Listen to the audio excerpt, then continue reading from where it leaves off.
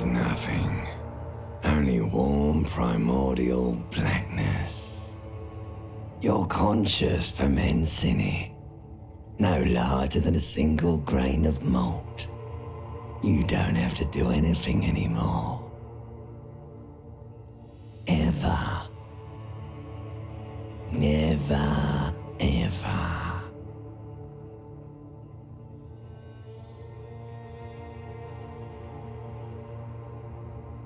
An inordinate amount of time passes.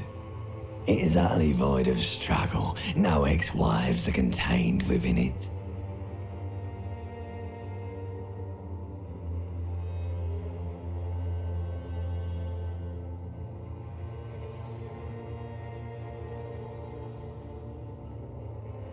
You got it, sweet brother. Nothing upon nothing upon nothing.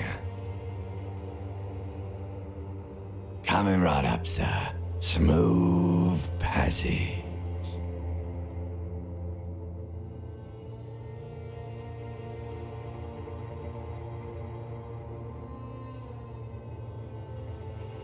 All right. Nothing down to fuck all borough.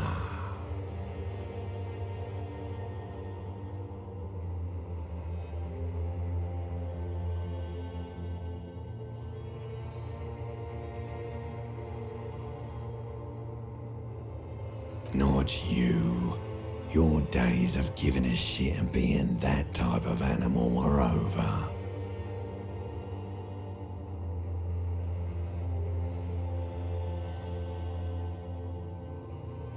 The song of death is sweet and endless. But what is this? Somewhere in the sore, bloated man meet around you. A sensation. Like a fly to the ointment, your conscience sticks to it. The limbed and headed machine of pain and undignified suffering is firing up again. It wants to walk the desert, hurting, longing, dancing to disco music.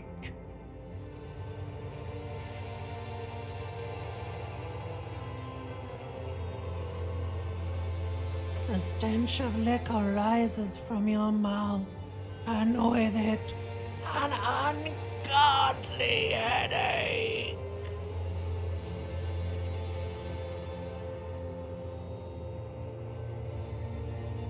A fiery streak penetrates your skull, trying to force your eyes open.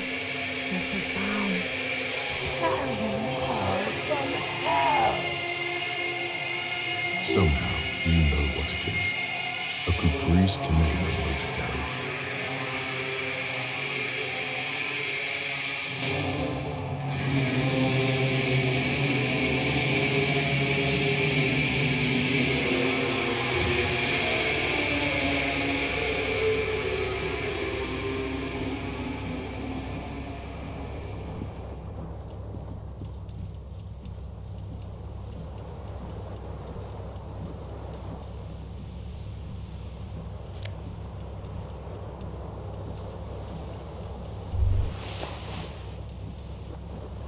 You hear a jingle.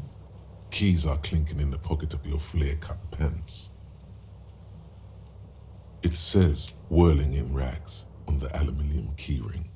There is a single key on the ring. The number 1 is etched on it.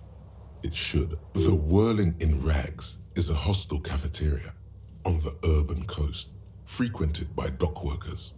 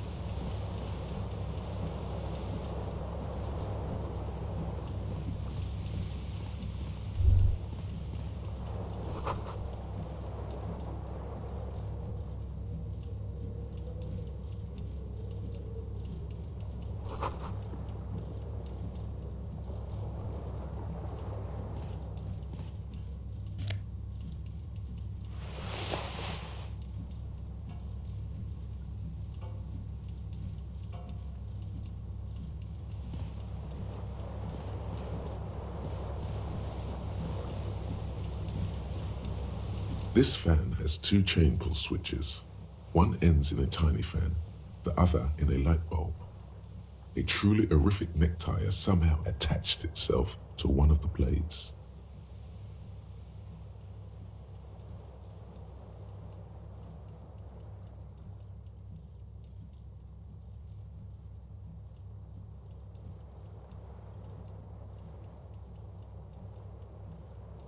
The blades come squeaking to a halt. It should be easier to reach the tie now.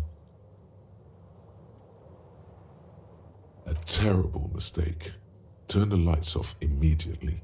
You can practically feel the photons burning a hole in your brain. The lights are off. You reach out to grab the tie, but what's this? Diffuse, radiating chest pain. Doom comes over you. This is bad. Feels like sharp stones grinding in your chest and keeping you from moving. For quite a long time, still ongoing. Now is a good time to start. Finally, the pressure recedes. You find yourself covered in cold sweat and trying not to move, hoping it will keep you from dying. The switch must be broken because nothing happens. A terrible mistake. Your eyes burn with photosensitivity. It's not good.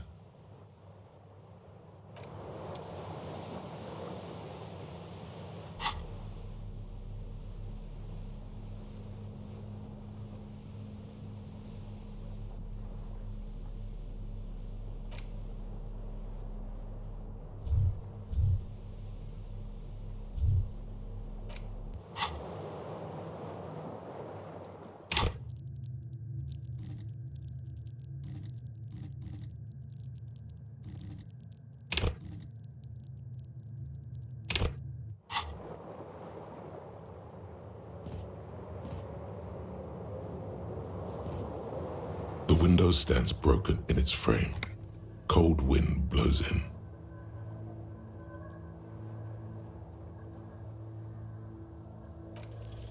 The shards face outward. Whatever broke this window came from the inside. A fine web of scarring covers the back of your right hand, but none of it is recent. More likely a projectile than a held object. There are no fragments on the floor from pulling a tool back in after impact.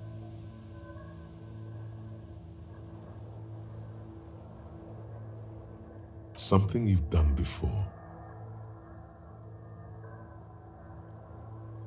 It is too large for a bullet, yet too small for a piece of furniture. You're looking for something heavy and larger than your fist. The single green shoe you found fits the hole almost as well as your foot. It would have also been heavy enough if thrown with force. Congratulations, you smashed the window with your own shoe. Now you only have one. If you're lucky, you could still find the other one on the balcony outside. The door to it should be outside your room. You mean someone else took your shoe off and smashed the window with it? This person also forced the drinks on you.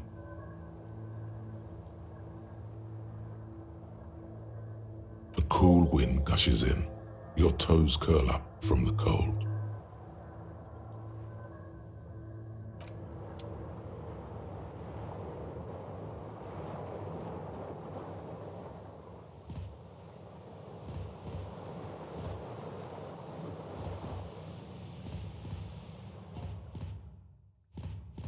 A mirror hangs above a bent and broken sink. In a fierce discharge of masculine energy, someone has ripped half the faucet off. Was this not the same Elon that founds empires and lays waste to cities, virile, uncaring towards the little things? Probably not, no. Hot water sprays from the faucet's base and steam covers the mirror. You cannot see yourself. just a vague impression of a man. Suddenly, you realize you have no memory of the face that awaits you there, underneath the soft vapor. Really, all recollection of the person you are, the people in your life, and even the world you're in has drowned in a sea of blood alcohol. This was no mere night of drinking. It was a deluge of world-ending proportions. As you slowly reach your hand towards the surface of the mirror,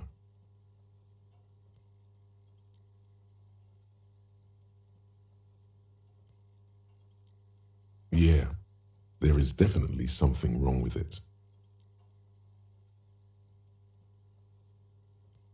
Where to even begin? There is the bloatedness, then the swollenness. It's like there's an upholstery of alcohol underneath your skin.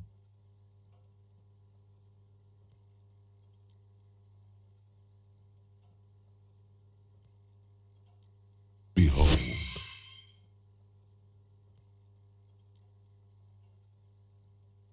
You have no idea who this thing is, do you?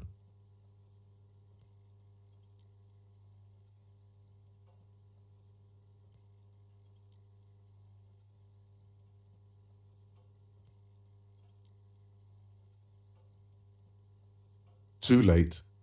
You clearly have rigor mortis on your face. Oh wait, is that an expression? Are you trying to make an expression with that face? Why?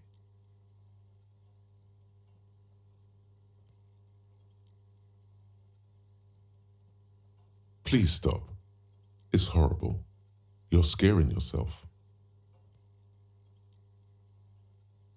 Oh my God. You can't stop. It's like it's not even voluntary anymore. You have worn that grin into your face and now it won't come off. What does it even mean? What is the emotion you're trying to convey?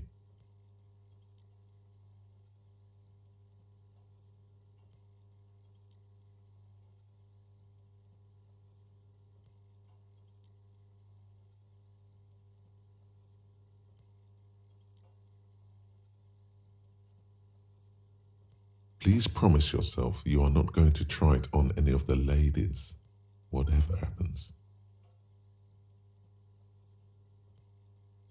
That's right.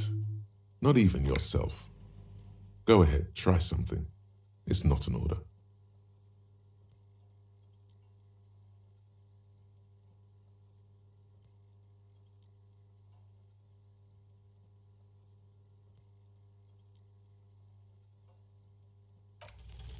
Like the rest of you, it comes from a bad place somewhere in the past. That's all you know for now.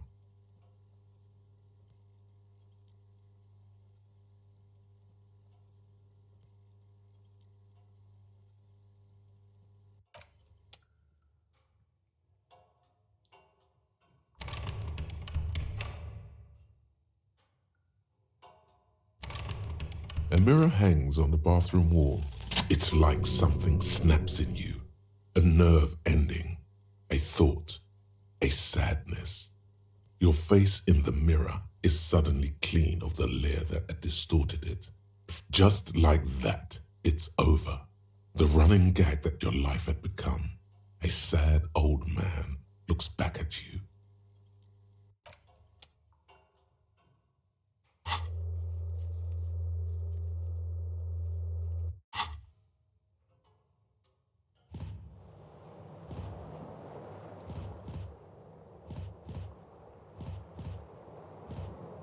This fan has two chain pull switches. One end, the lights are off again.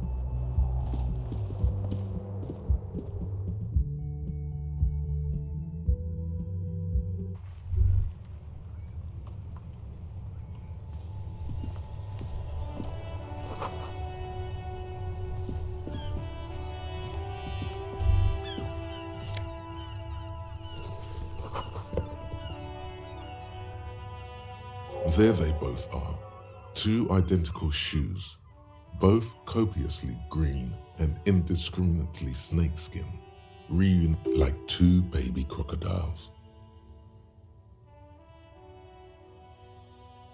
Good, they're balanced, comfy.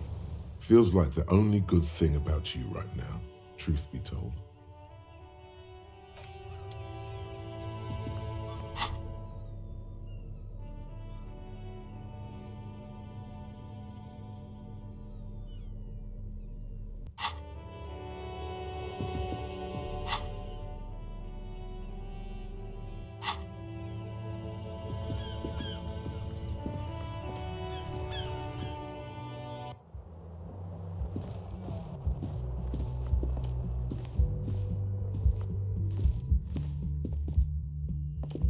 Hello, officer.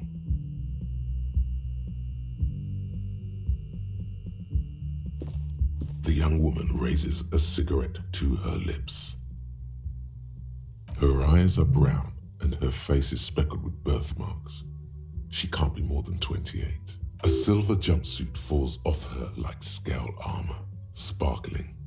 This is the sparkle of too many nights out on the city.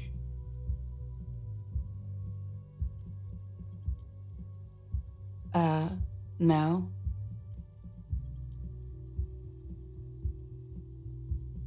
Because you're a police officer, sir.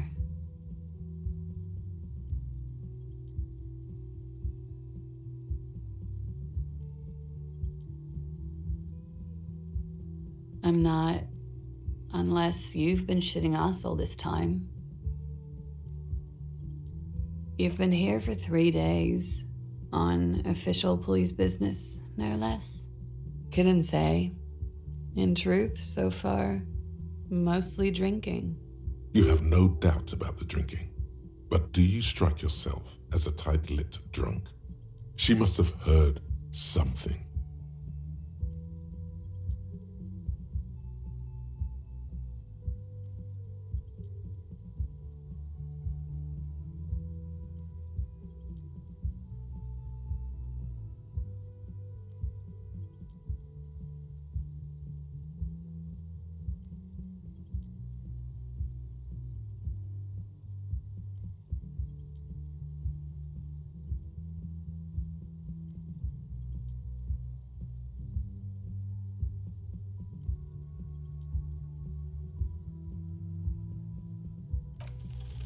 The words have already left your mouth.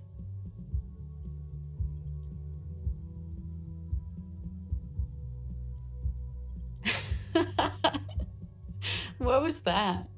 That's not even how words are used. What did you say? Come on, say it again. No, you see, that's not what you said. You said...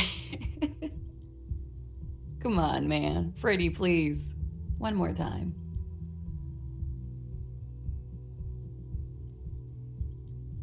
Goddamn right you did. You crazy asshole, you.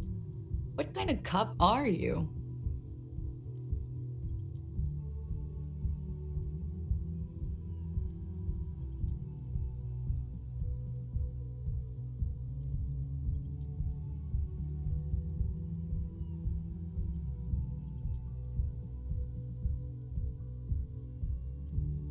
Has the time come already?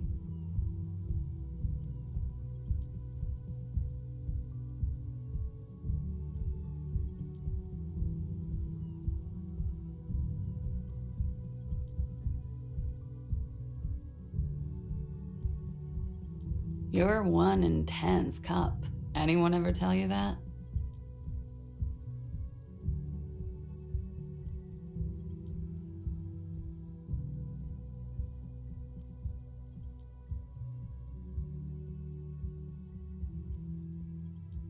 All right, then. Looks like I should go and prepare for what's to come. And thank you. This has been delightful. I do hope it happens sooner. Otherwise, it's gonna suck for you later when you have to interrogate me.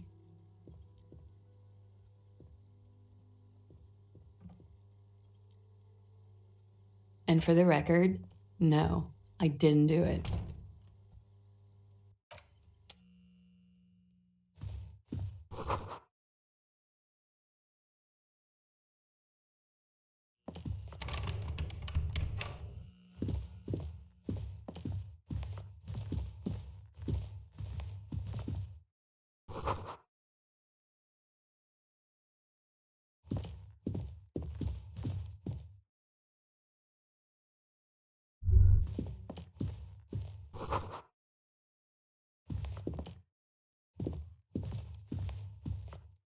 The door is closed.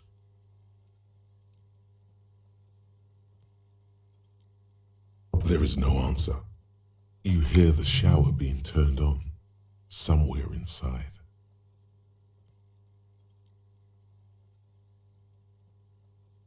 Still no answer.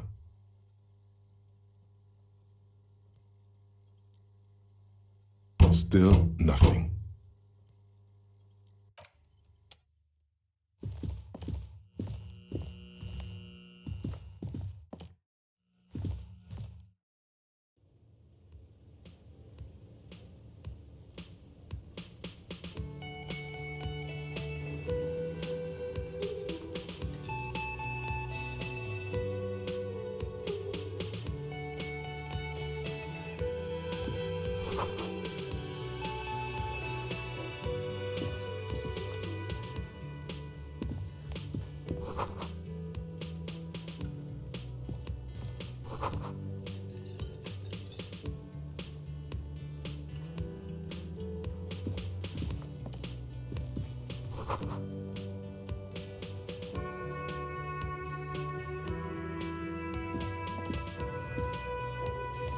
A man in his late 20s stands behind the counter, inspecting a stuffed seabird.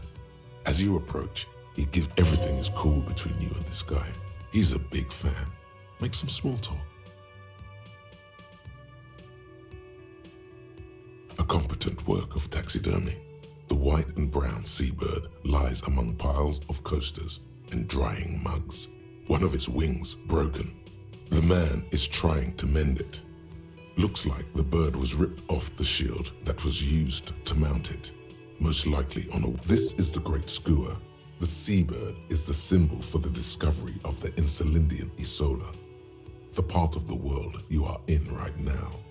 The small steel tag says as much. The great skua. Stegoarius skua. Look, your buddy is over there.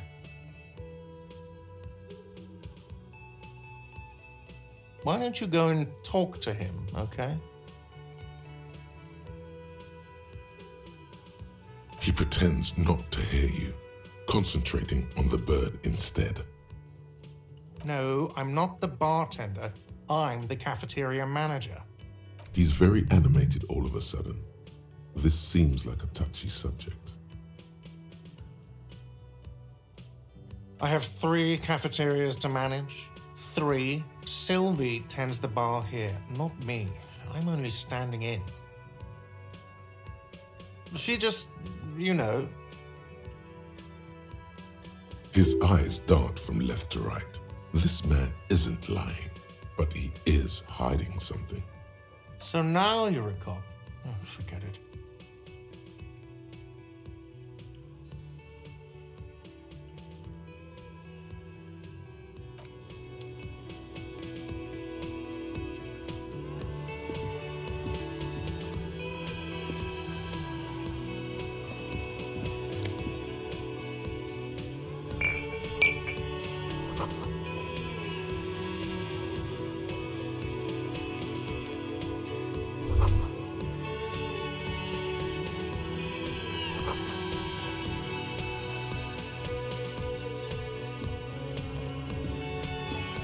The man plucks at... No, I'm not. He's very animated all of a sudden.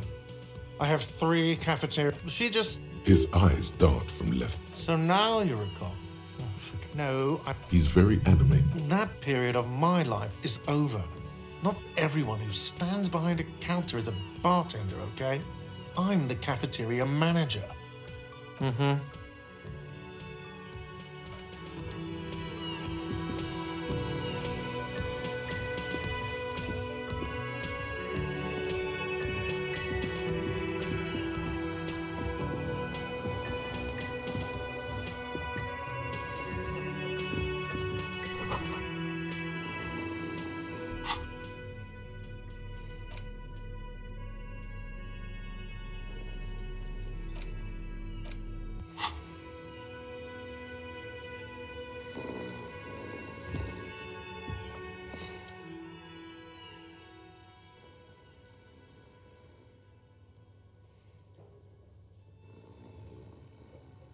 A colorful piece of plastic is dangling from his carabiner.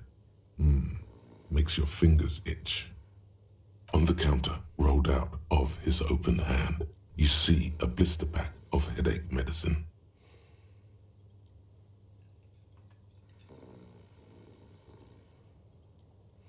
It's a dock worker's ID, doubling as a shift card and a job permit. A young, able-bodied man stares back at you from the photo. Santiago S. John. The man does not mind. You probably need them more than he does. You've just picked up some magnesium. This item is stored in the bottom left corner of the screen above your character portrait. Use magnesium to heal your morale if you have morale damage.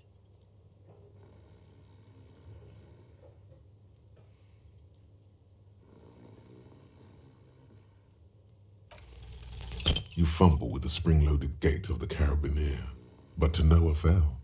The dangling items refuse to come loose. They just like fucking sleigh bells. What are you doing? You're gonna get caught. Stop finger-fucking him, officer!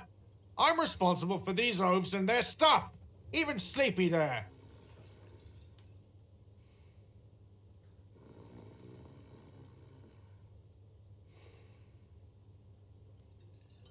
Yes, sure.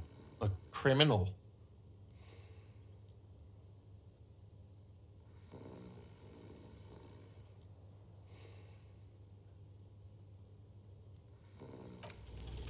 You gently shake his shoulder, but nothing happens. This man could probably sleep soundly in a ship's engine room.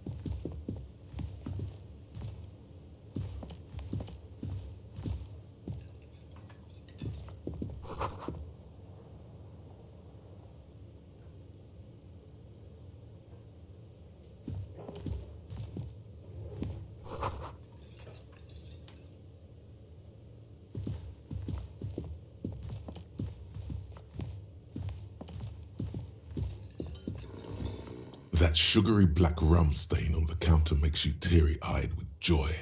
It's almost touching how syrupy and sticky it is. How long have you been up already? Sweet Lord, a whole hour. And you haven't thought about rum and lemonade in all that time? You've truly extinguished all trace of yourself.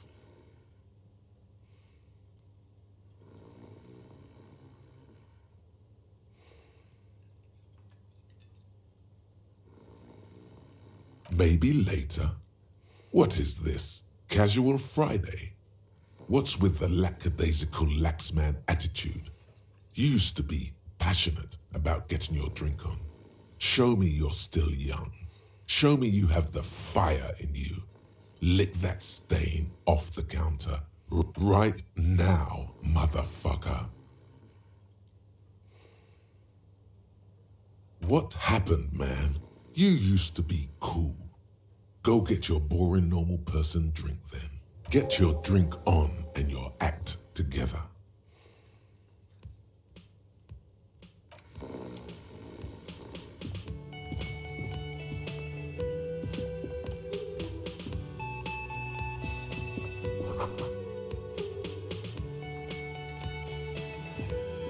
A bespectacled man in an orange bomber jacket is tapping his foot on the floor.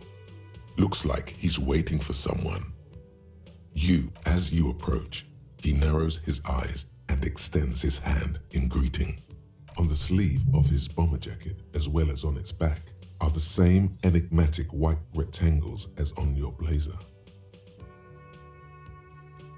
Hello, I'm Kim Kitsuragi, Lieutenant, Precinct 57. You must be from the 41st. You realize he's waiting for your name.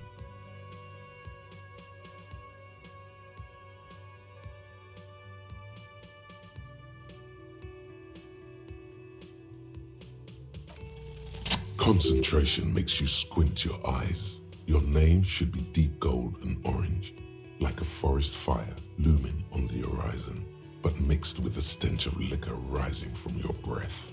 You're 2 steps closer to it, but there are still many to go.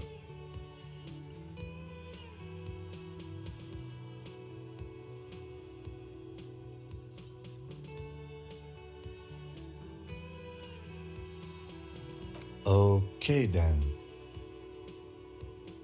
It looks like we had a little scheduling error on Sunday.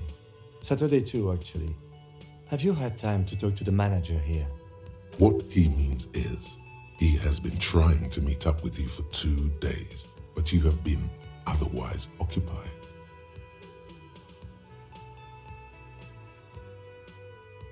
If you don't mind, we should talk to him again. Ask him for a rundown of the area, now that I'm here as well. I understand the scene is out back, right? It also wouldn't hurt to assure him the police are finally here. In full force, I mean. Have you mapped out the initial interviews?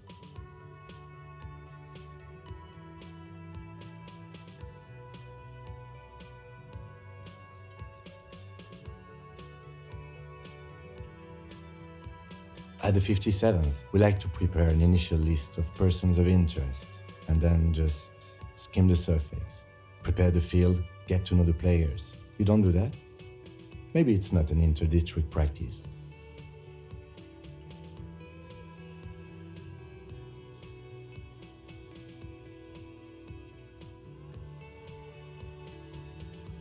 Right.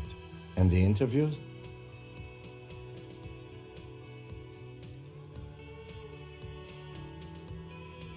Good. But even if you haven't, we'll have time for that after we take a look at the coroner's case. Have you removed the dead body from the tree?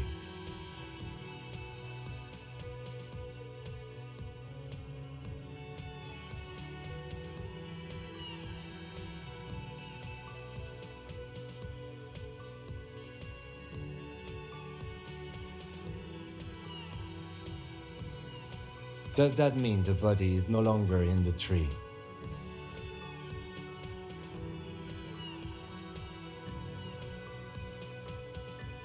Mm-hmm.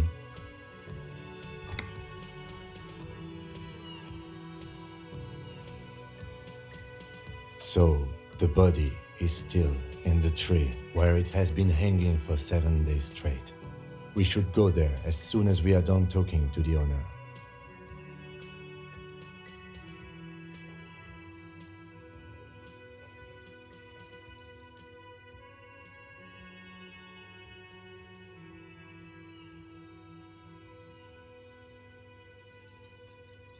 I was sent here to meet a detective from Precinct 41. You have the insignia of the citizens' militia on your sleeve and on your back. I suppose you could be impersonating him. You could have gotten the insignia from the black market or forged it. But for now, I'm going to set those possibilities aside. I'm not from the Inspectorate General. Inspectorate General means internal affairs. What he's saying is, he's not from the rat squad and isn't supposed to suspect such things.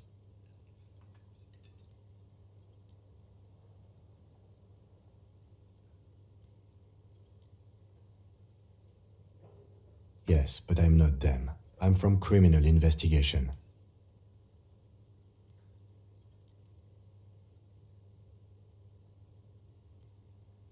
He nods.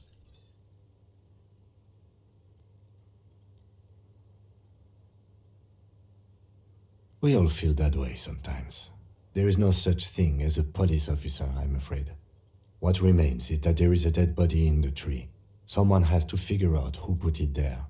If we... And then, soon after, Dead bodies would be dangling from all the trees. But first, we have to take it down. I can see you drank last night and the night before, and that you are still drunk now. But I have seen officers go through worse. Much worse. If you need something for your headache, there is a general store nearby. But as I said, the dead body should be our #1 concern.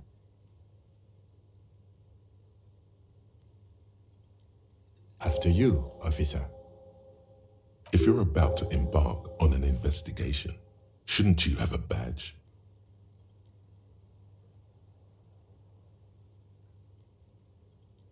You mean you don't have a badge?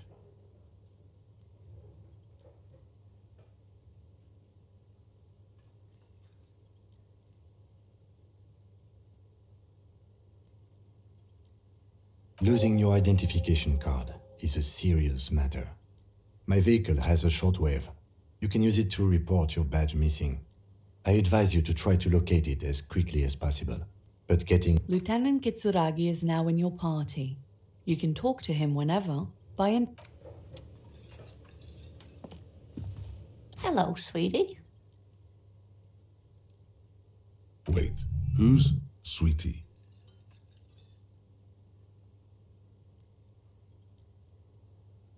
You're a handsome man, officer, with your mustache and your chiseled jaw and that silly dimple on your chin. But dear, you're not for me. I'm too old and too married besides. You must forgive me. I'm getting so scatterbrained. I completely forgot to introduce myself. I'm Lena. My husband Morel and I are staying with our friend Gary just down the street, but I come here for tea when they're away.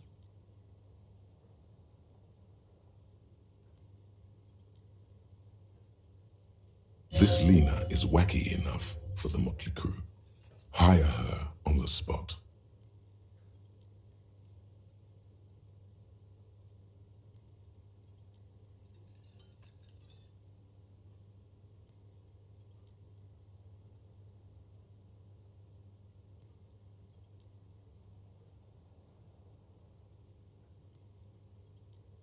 Whatever do you mean?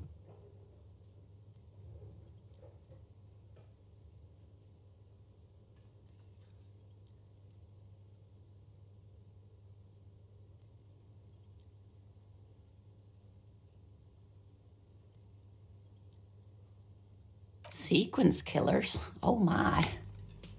But I think you already have a partner, sweetie. A partner who needs you to help him get a corpse down from a tree.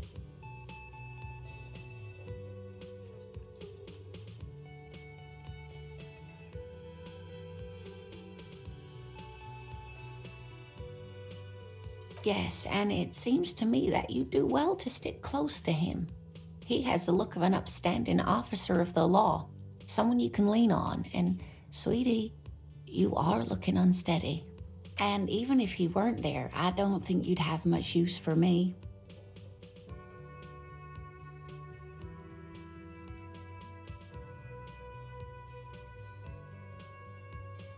Thank you, but Martinez isn't the most wheelchair-accessible place, you see. I'd slow you down. Perhaps another time.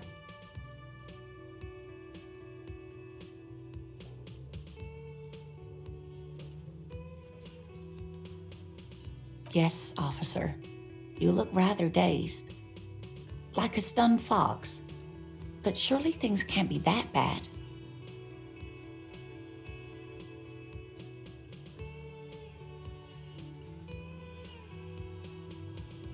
You know where we are, right?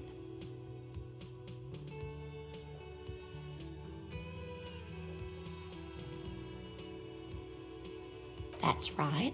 And where is the Whirling in Rags cafeteria itself located?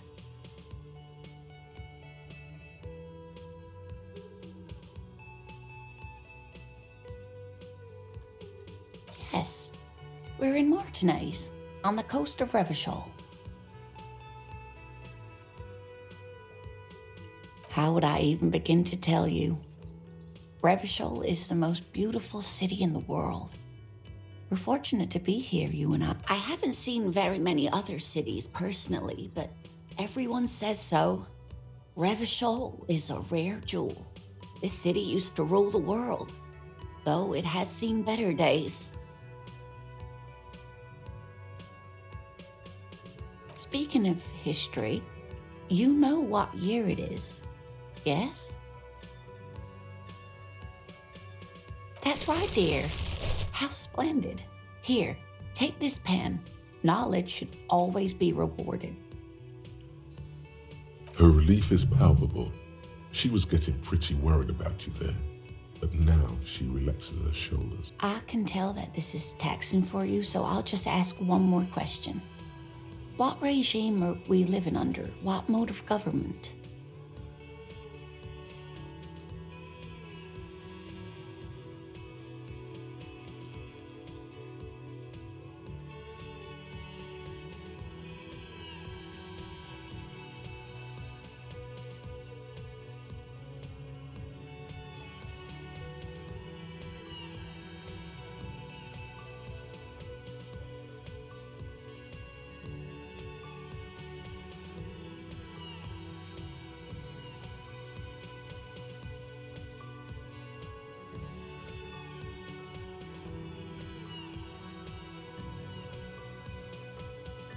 Oh no, nothing like that, dear.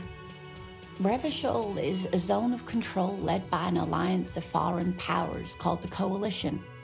We have almost no government of our own. I don't know. Still looks like there's a lot of hustling going on. Maybe she's wrong. Also,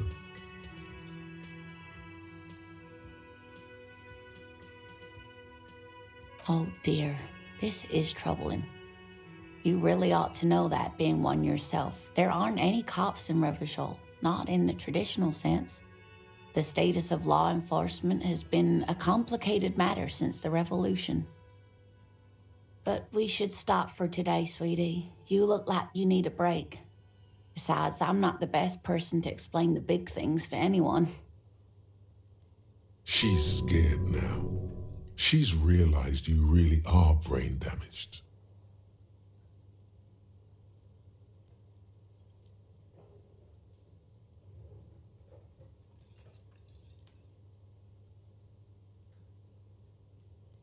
Someone more educated in sweeping matters.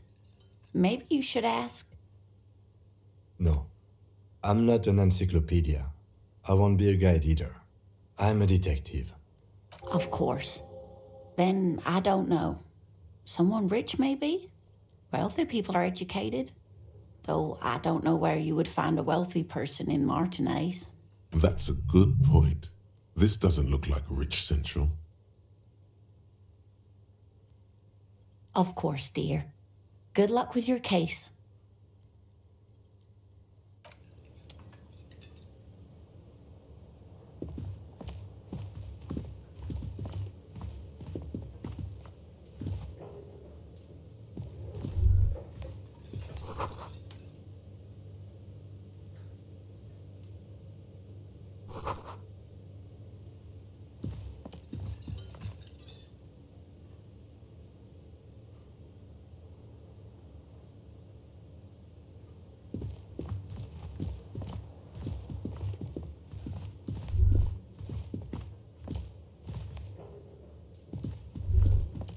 The theme on that pinball machine is a standard royalist theme, used on everything from pinball cabinets to full-flavor cigarettes, clinging to a picture book version of the past century, waiting for the king to come back and cast out all the profiteers and homosexuals. Basically, imagine a yellow plastic crown with a liquor brand emblazoned on it.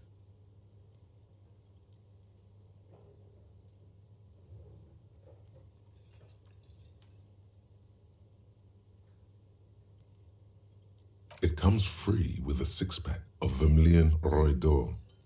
The words Roy d'Or are stamped into the crown's plastic.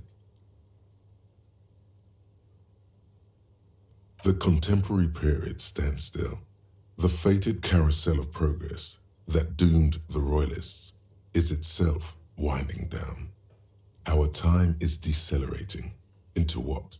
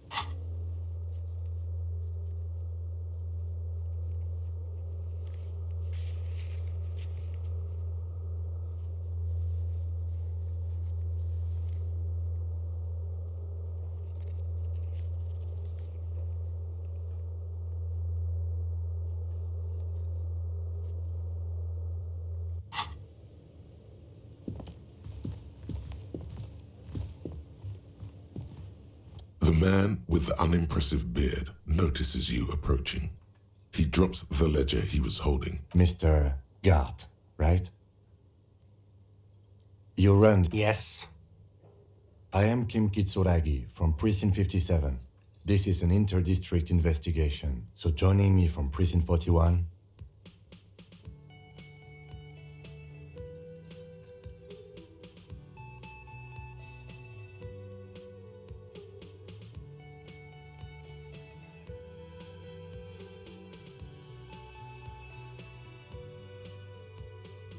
No, you cannot. Officer, I was thinking more along the lines of your name.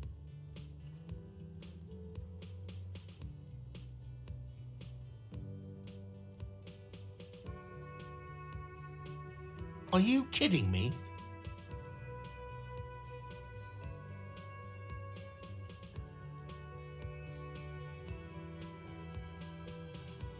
It's you. It's obviously you.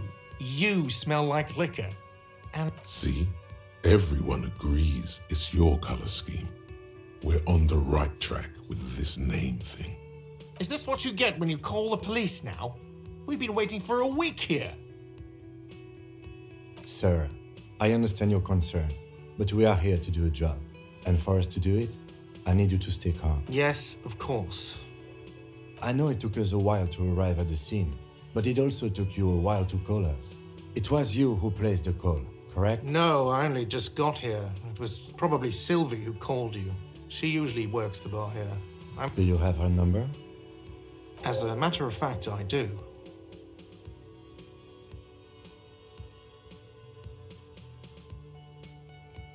This sounds like something you can use to call this Sylvie later. You said you just got here. From where? Are you a local? What, of Martinez? No, I live in Jamrock. I only sometimes come here to keep an eye on the place. This is just one of the many cafeterias I manage.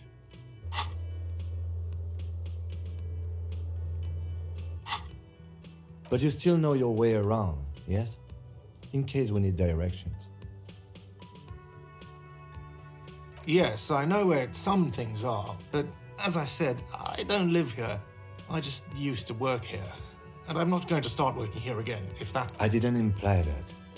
Detective, He probably means this is where you step in and ask your questions.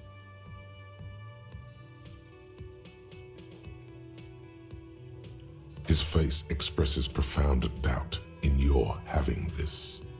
Ask him about the body's location before asking if he killed him. People give up information in the more innocuous questions, which you can later use in the more sinister ones, not vice versa.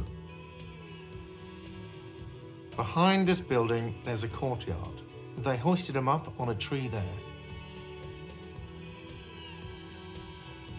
That's easy. See that door there? First you exit through that. Then to your right, you should see a big hole in the fence. A really big one. You can get to the courtyard through there. No need for the keys. The hole is big enough for the Franco-Nigerian cavalry to fit through. This man means the heavy cavalry of the innocents Franco Negro, sweeping over the plains and nations of the enemies of mankind. 5th century style, unified currency and the concept of cool came in their wake. They wore lamella and carried guns. But first and foremost, Franco-Nigerian heavy cavalry was... Haven't you asked me that already? What is it with you and this woman? She has nothing to do with this. Okay, you got me. She went away because of the dead body out back. And because I asked for her number. That's why Sylvie went away. I hope you appreciate that. Thank you.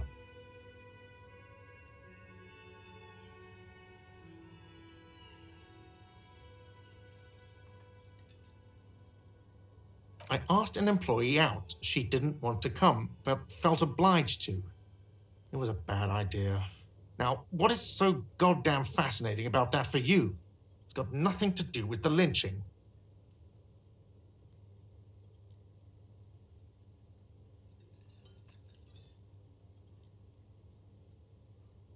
Good for you. Was there something else? I'd like to get back to what I was doing.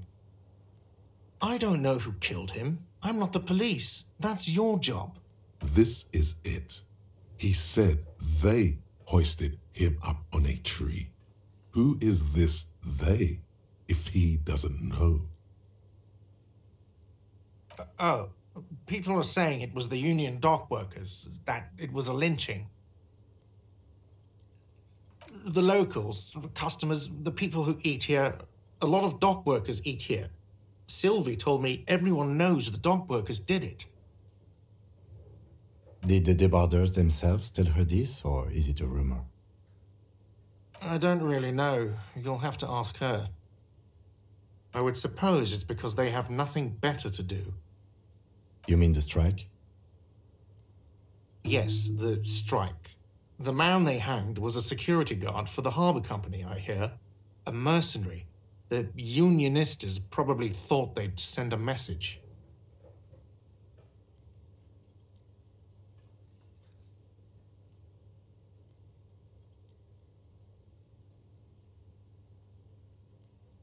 What are you, crazy? Of course I didn't kill him. The lieutenant turns the page in the little notebook he's been scribbling in.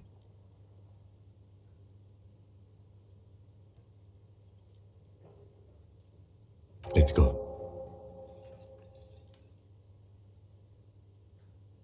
Not so fast. You owe me 130 real.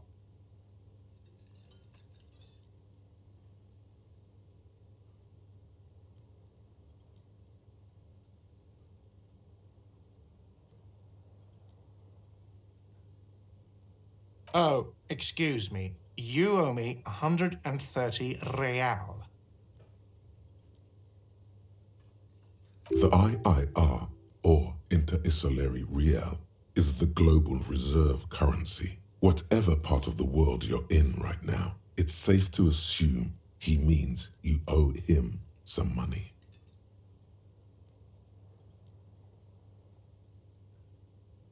Wow, you're a genius. Yes, that's right, money. You owe this establishment 130 real. Let's see. 3 nights at a tariff of 20 real comes to 60 real. Then there's the window you annihilated. The hole in the window was the first thing I saw when I came to work. So don't try to tell me you didn't. That will be 40 real in damages. Another thing you've annihilated is half the bar. You've run a tab of 30 real. Actually more, but we'll round it down to 30 for your hard work maintaining the stability and order of Revachol. That's... What are you, a philosopher?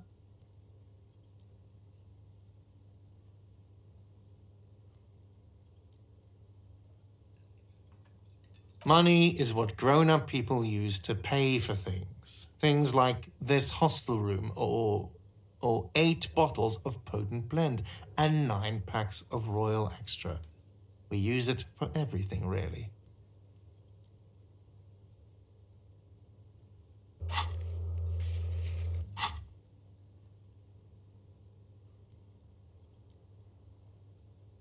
Yes, it is.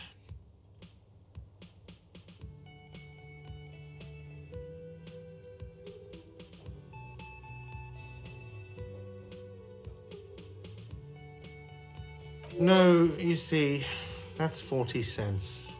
Cents are a form of currency 100 times smaller than the real.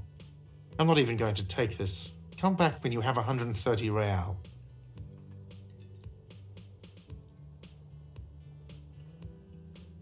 The cafeteria manager stands silently, looking at the coppers on the counter. Isn't it evil? The order of magnitude between what is asked of a person and what they have.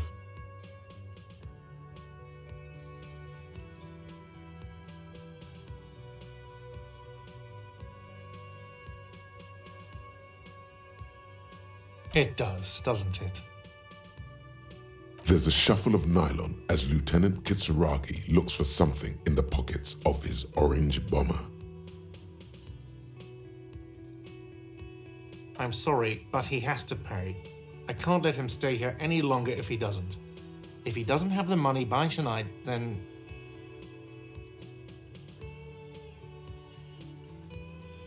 Officer, maybe you're better off working this from home for now. You live in Jamrock, right? It's not that far away.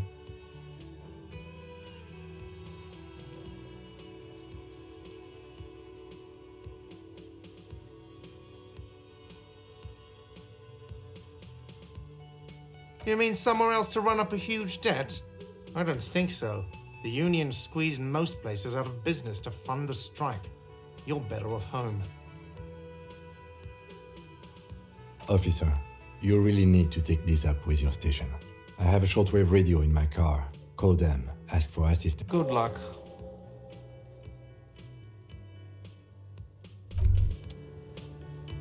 By the way, where is home? The address is coming up blank, and this place sure isn't it. But you've been at this hostel cafeteria for only 3 nights. Where were you before? You had to be somewhere.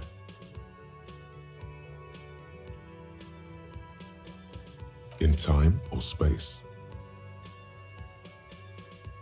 That doesn't sound like somewhere you can stay if you run out of money.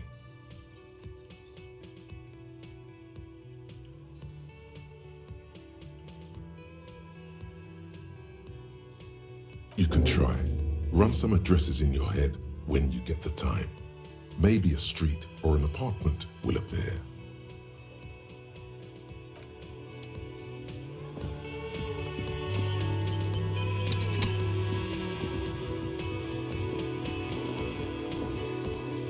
The worker is in a deep slumber.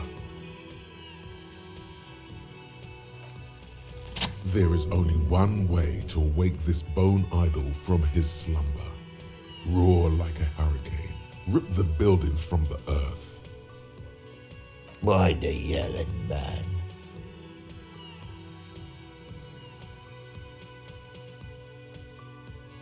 Looks like a Sao descendant. A lot of Sao dock workers around.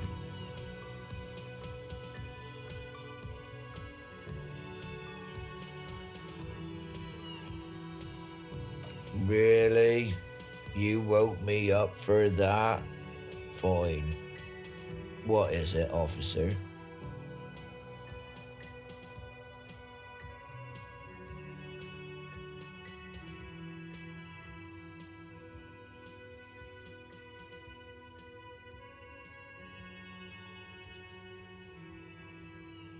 Indeed. Help yourself to some. Wait. No. Oh, it's empty. Sorry about that, pal. They got it. Majorette's got it. He's guarding the gate. Or just getting some sleep. Or was. That's the name of my employer. I work in logistics. How's it going?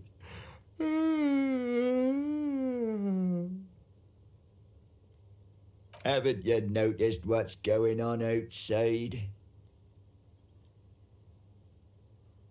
Good. We're in the middle of a strike down at the harbour, trying to force some sense into the executive board of Wild Pines. For one, I could use some more shut-eye in the mornings. We are the workers, the union. We know what we need. Was okay. I guess there's also Everard. He's in charge of the union. He's smart, knows how to negotiate. Yeah, what about it?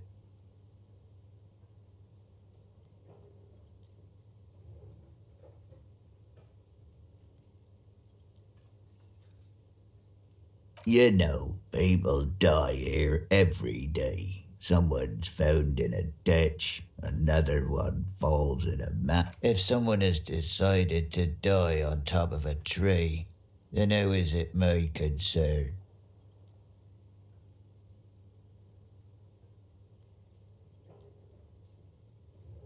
I can tell you this. Trouble's ahead. You heard what I said. Draw your own conclusions. That's... The lieutenant gives you a little nod, then makes a note in his blue notebook. Thank God, no.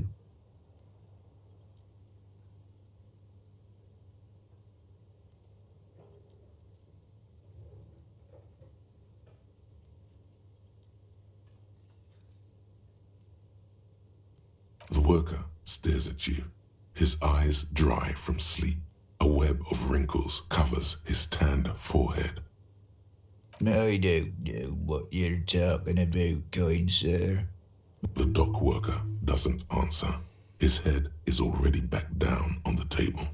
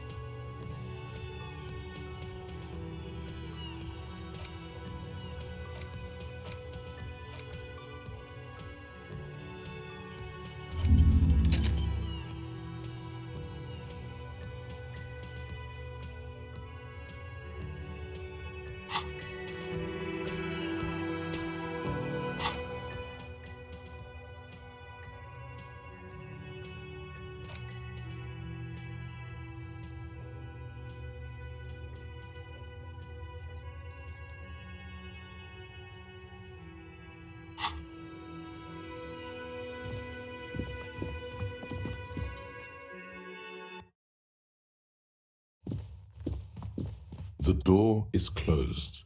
Still nothing. The lieutenant gives you a quick glance. This door can only be opened with a key or from the inside.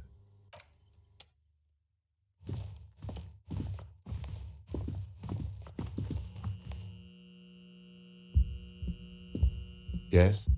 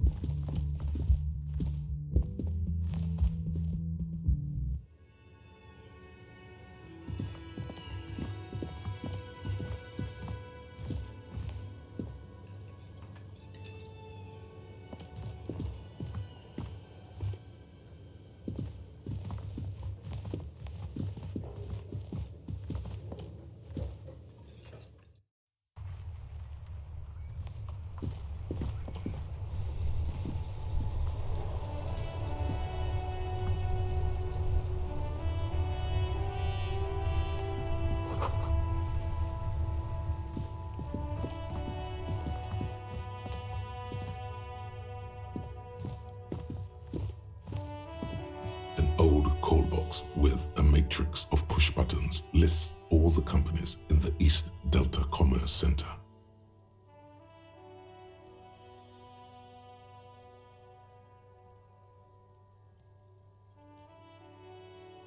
This button looks new, but someone has removed the name card.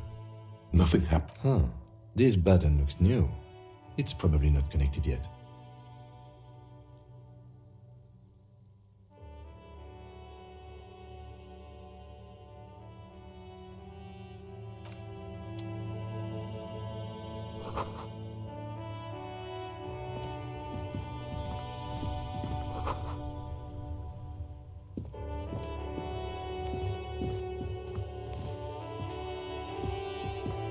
You see a set of tire tracks in the brown slush that covers the plaza mosaic.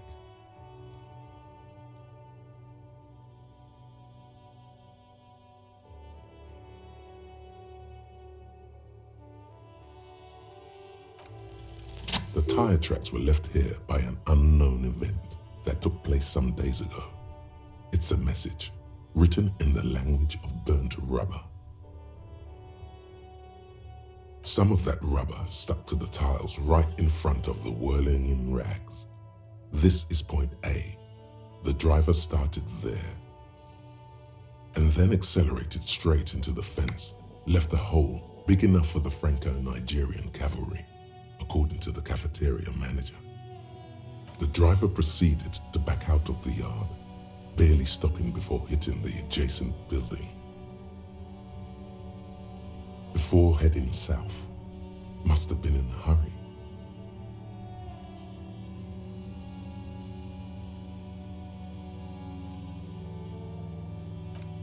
You are correct. This is a rather motor carriage-friendly city. I'm not sure. There are plenty of traffic accidents waiting to happen in Martinez. With a jam right here on the roundabout, I would keep them separate. You could follow the track south. There seems to be a canal there.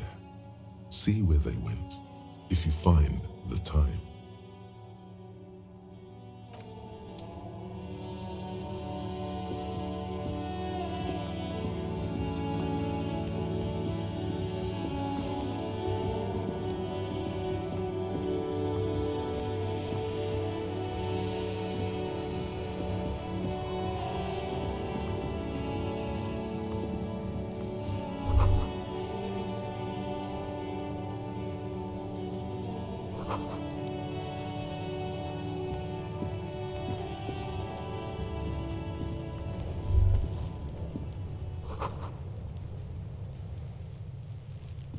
Kuno's got this! If there ever was such a thing as an ugly kid, then this is it. He's almost exquisite in his ugliness. Oh yeah, Nappa Goofy, Kuno!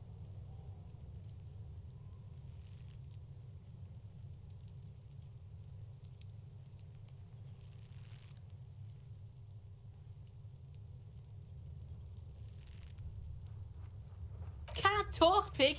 Shit's coming up strong. Throwing rocks. Shit coming up strong. That sounds good. Joyous. You should hang out with this kid and see what that juicy shit is all about.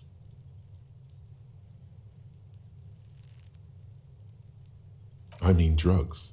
The kid's on drugs. Yeah, Kuno! Ride the lightning, Kuno! Kuno's riding it, see? The rake, Kuno! You should throw the rake at him, Kuno! The fuck? Does Kuno know what a rake is? Kuno's not a gardener.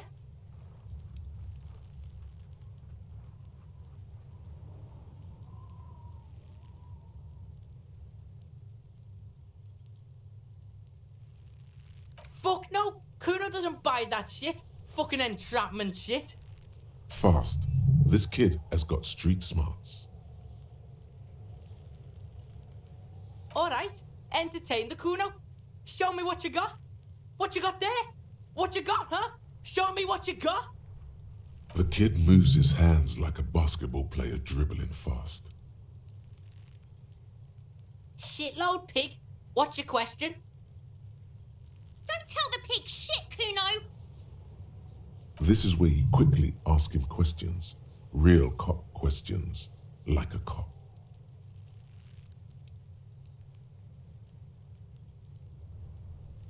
Probably climbed.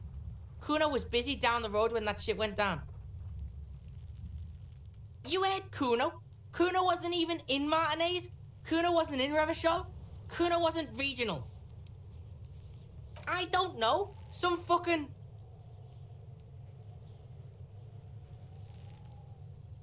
Mesk or I don't know. Some other place. Night City. Kuno was in fucking Night City. There is no Night City anywhere. That sounds like the name of a city in some pulp science fiction novel. Kuno gives this info out on a need-to-know basis, and you don't need to know. Kuno didn't smoke the gimp. Thanks, Kuno. That's one name you can now cross off the list.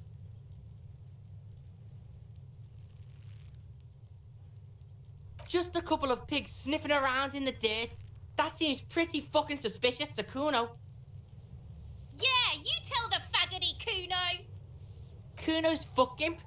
Kuno uses the fuck gimp for target practice. He's trying to hide the fact that he doesn't know.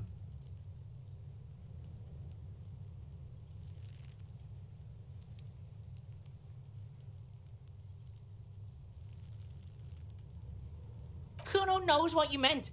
Kuno's not a snitch, that's all. Trying to make Kuno sing into the popo phone. Kuno's fuck... He's trying to... Kuno knows all kinds of shit. Kuno's not a snitch, that's all. Trying to make the Kuno sing into the popo phone. You're testing Kuno's patience, yeah. Get lost,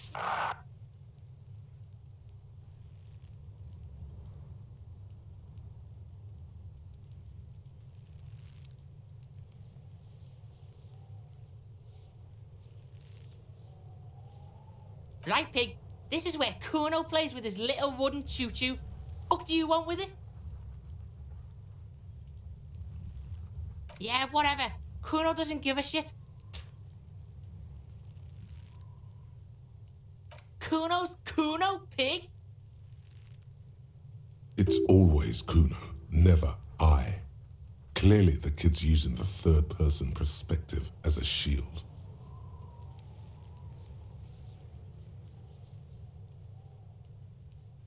Kuno doesn't do that smart shit. Don't throw that book shit at Kuno. Kuno knows you're lying. Trying to get Kuno hooked on the book. Watch out, Kuno! He's trying to fiddle you! He's gonna put his hands on you! Help! Pig's got Kuno! Help! Rape! Help! He's got the Kuno, help! Everyone can hear. You need to get the hell out of here before.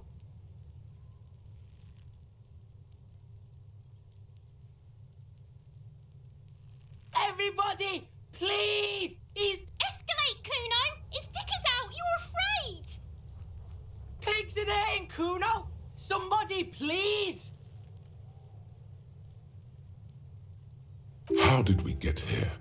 How did this happen? This makes no sense. There may still be a way out. Just appeal to his reason.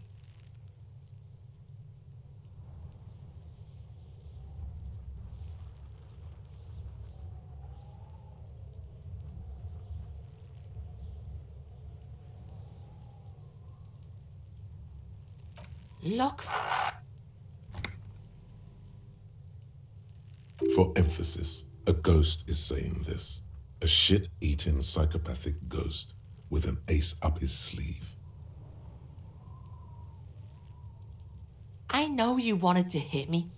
You got that, I'm gonna fuck that Kuno up look that Kuno's dad gets. The murder look. The rage look. Relax. He can't read your mind. He doesn't know you were thinking that. There's a dead body, remember? That's what you were doing here. You're a cop on a case.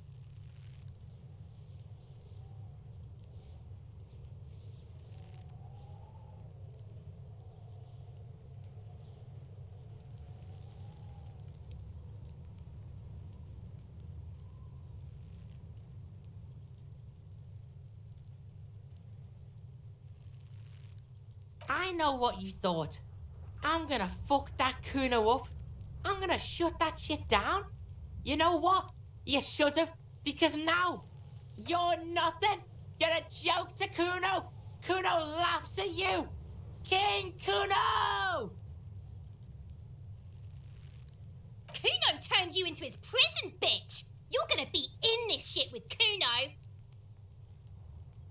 No, you're not. We can just leave. Bitch, you're gonna be in this shit with Kuno forever!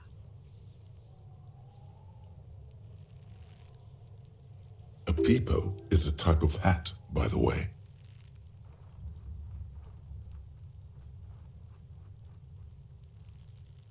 You don't talk to me about my fucking people!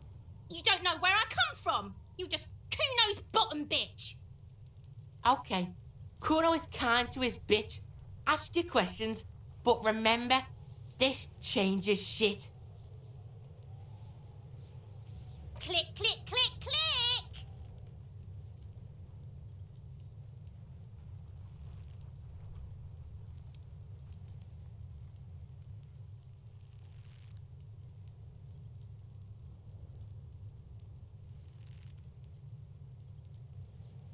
The fuck about it?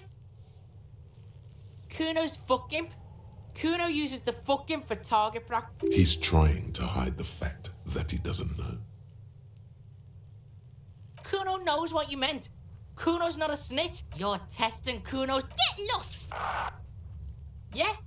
The kingdom of Kuno? The fuck do you want with it? Yeah, whatever. Kuno doesn't give a shit.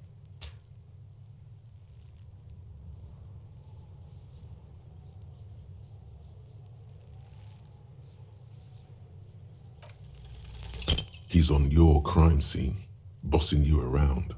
And he's been here for some time too. This is where he hangs out. You have to get more out of him. He could be useful.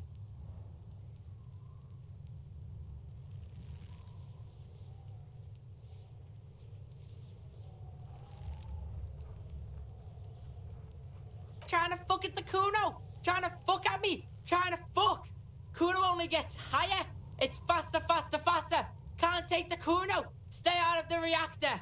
Kuno gonna fuck you up! Up, up, up! Normal is not what we got here. You've got to work with what you have for now.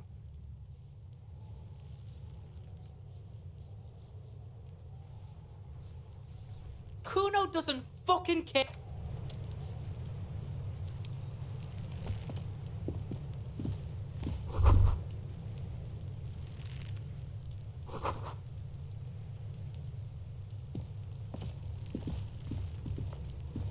There are several footprints in the mud, left by work boots. Anywhere from 6 to 12 pairs have walked here. Maybe more than 12. No, 8 pairs of boots have shuffled back and forth in the mud. 1.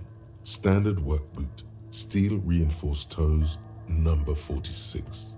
2. Standard work boot, steel reinforced toes, number 44. 3. Hobnailed work boot, steel reinforced toes, number 43. 4. Standard work boot, number 45 or 46. You don't know. It's a miracle you can tell the prints apart as it is. The cold must have preserved them. 5. Another standard work boot, steel reinforced toes, number 44. 6. An aberration, light as air, even pace, same make of boot, but number 41. Impossible to tell. Could also have been an adolescent. The gait is undeveloped.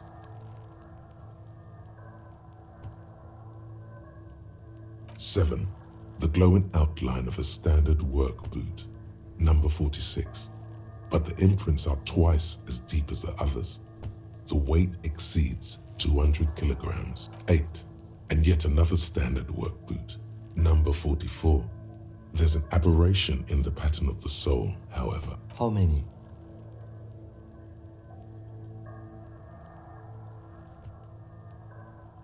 I was pretty off then. I counted 20.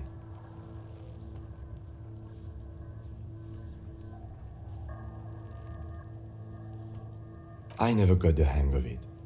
Hyperopia. Do you see anything out of the ordinary?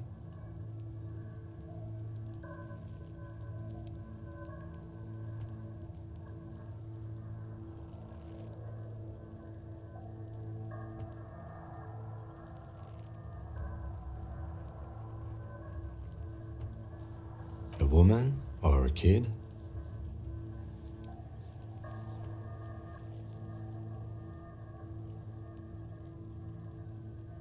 Understood. Anything else? A week, maybe? 7 days would fit the time frame provided to us by the caller, who reported the hanging. It is not impossible. I pulled last week's forecast for coastal Ravachol. 7 days below freezing. The day before, the day of his hanging, was the last warm day. Correct again. Sub-zero temperatures would preserve the tracks in a good state. The commotion here could have taken place a week ago. 200? Could it be the combined weight of 2 people, one carrying the other who's tied up? Let's say a heavily built worker carrying a similarly built, soon-to-be-dead man. He might be right. 200 kilograms of living weight is unlikely.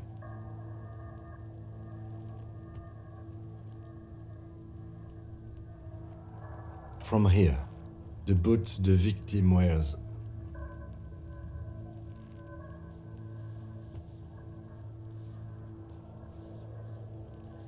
It's bad, very bad.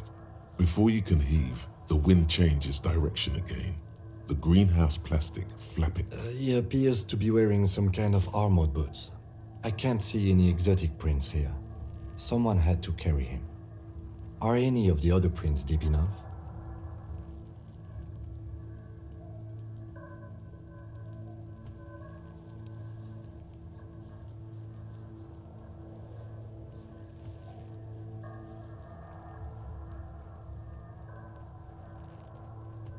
Wind keeps changing.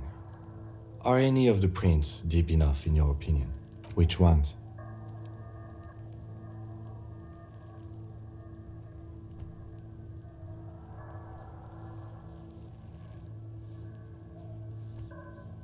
That's a 3. I think we're close to a conclusion here. Possibly, yes. But why? Yes, they could have used a makeshift stretcher or just march him up to the gallows.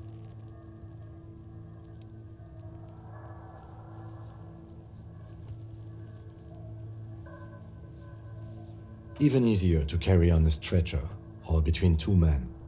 Anyway, it's for future consideration. What else can you see?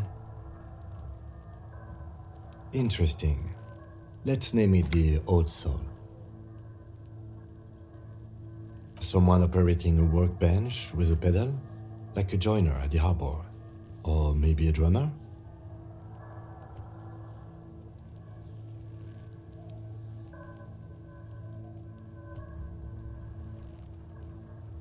No, it's not. Forget I said it. We are not looking for a drummer. Perhaps it could be a driver. A driver would wear out the right shoe before the left. The accelerator is on the right.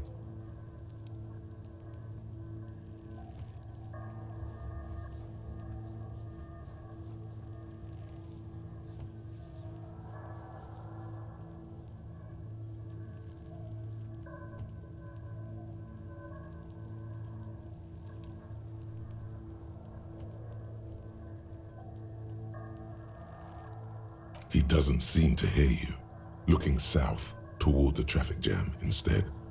The machines are silent. The engine... We should keep our eyes open around the traffic jam. See whether anyone strikes out as a potential suspect. Seems prudent, no?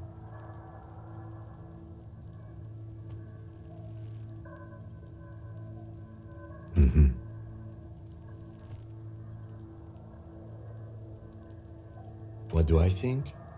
A mob of people brought something heavy to the tree. One of them was carrying the victim. They shuffled around, especially under the tree. Then, after hoisting him up, they stood in a semicircle facing his direction. At first glance, this appears to be a lynching. Indeed, they all stood in a row here and looked at the tree. Yes, everything fits so well. Carried him over, hoisted him up, watched him hang. This is easy. The lieutenant's eyes narrow. He's thinking. Either way. What else?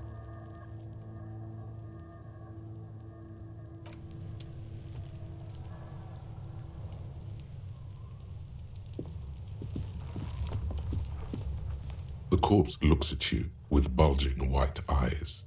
The face around them does not look human. It's swollen and ready to burst. His lips are fish-like and his tongue like a ball gag in his mouth. You seem to be holding your breath. A cargo belt twists his neck at an unnatural angle. The body below appears stiff. It's letting out an ungodly rot. The smell seeps in even through your clenched nostrils.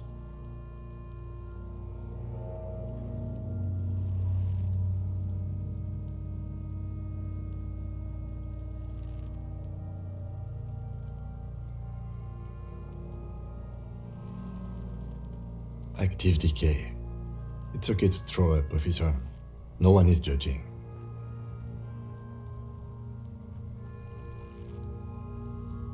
He's about to blow! Cop's gonna blow, Kuno!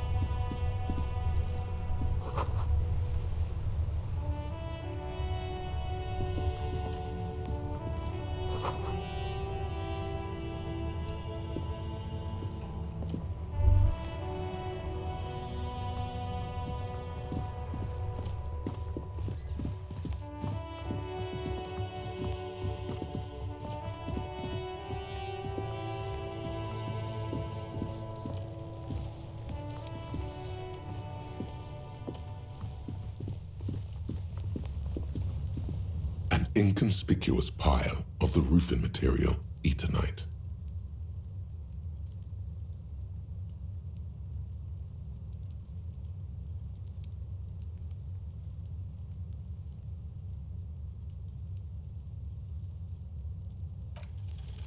Because it's nice and orderly, well-laid pallets, easy on the eyes, rhythmic pattern, calms your mind. Mammals like this stuff. It's nothing. Someone just left some roofing material slanted against. Glad you asked. When junior researcher Olari Tal invented Eternite in the Vatna Polytechnic Institute some 30-odd years ago, he thought it would last forever. Hence the name, Eternite. Sadly, the only lasting thing turned out.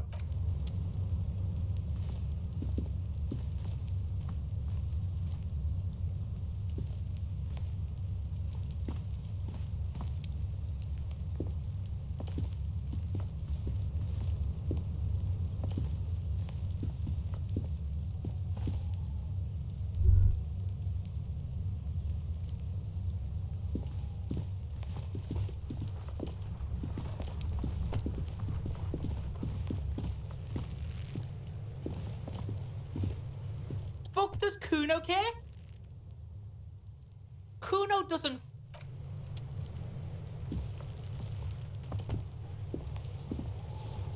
This trash container is locked.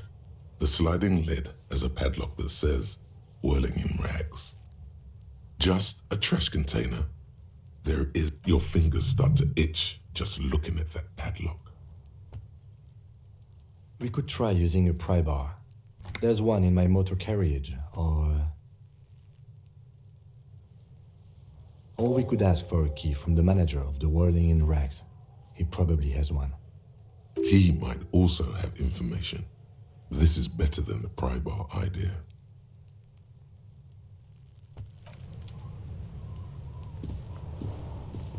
Kuno, the pig's getting pretty close to me. Come to snuff my shit out, I think. Looks like it's time for me to go, Kuno. Pig's come to take me in. I'm going away for a long, long time, Kuno. Going away for life. What's going on there? Fuck are you trying to pull, pig?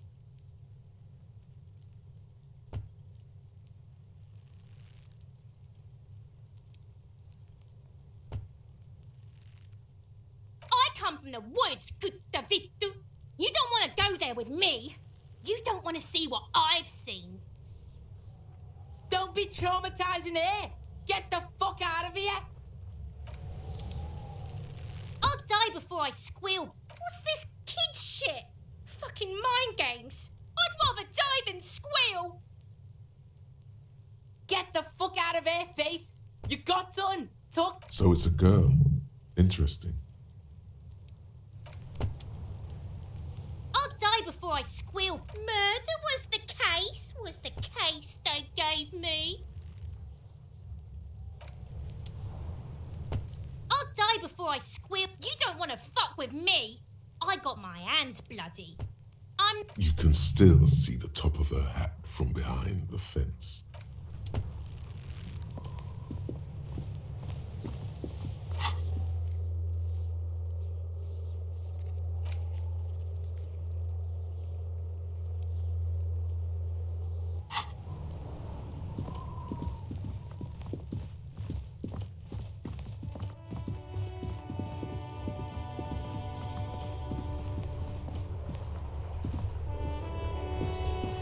This Postla Vantorie mail collection box has been heavily vandalized with graffito. A faint sticker on the side reads, RCM Emergencies Desk number 8102, with a slogan, Mankind, be vigilant.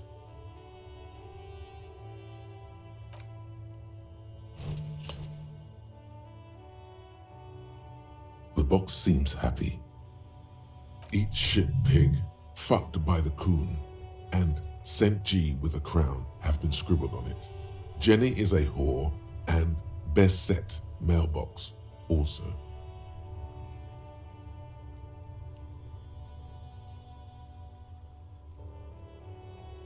The mailbox does not know how to man up. It is an inanimate object.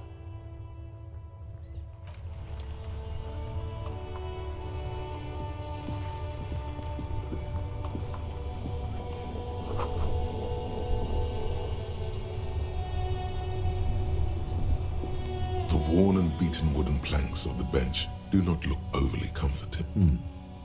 We can sit on benches after we've solved the murder. Let's go. You can revisit the bench if you ever need to pass the time when Lieutenant Kitsuragi is gone.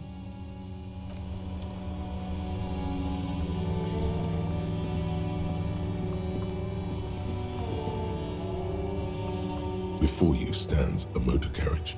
The bodywork is covered in blue and white livery. Vapor emanates from the large engine on the back of the vehicle. It hasn't had time to cool off yet. This must be the infernal machine that tore you from oblivion. The Caprice Kinema motor carriage. In the cabin, you are welcomed by a set of steering levers, a radio microphone on a hook, a pull-out toolbox under the seat, and the soft glow of the fuel preheater gauge. A scent of leatherwork and heavy fuel oils washes over you.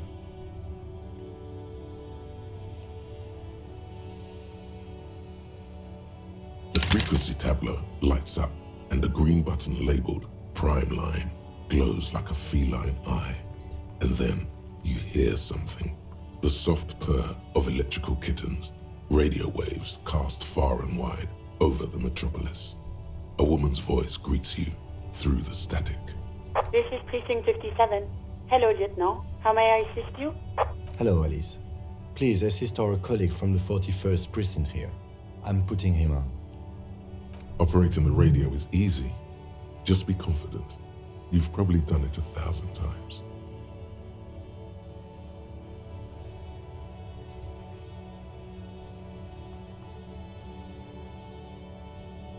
This is Officer Alice Demetri, Precinct 57. How may I assist you? Under the green prime line, a yellow saved button catches your eye. You wonder what the lieutenant's default radio station is.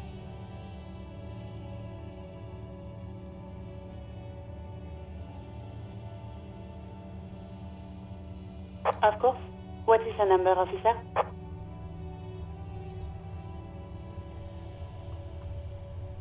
Yes, hold on. Her number is 005 1944 29. Received. Hold on, officer.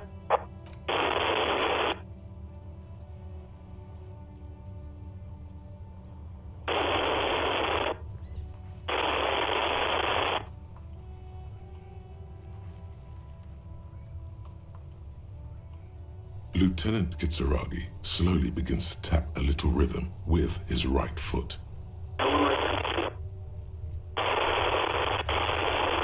Officer, I have Sylvie Malaika on the line for you. Yes, hello?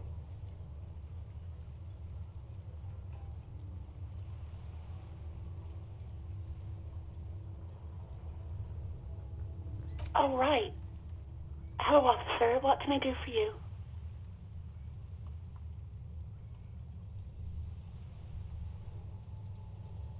No, not me.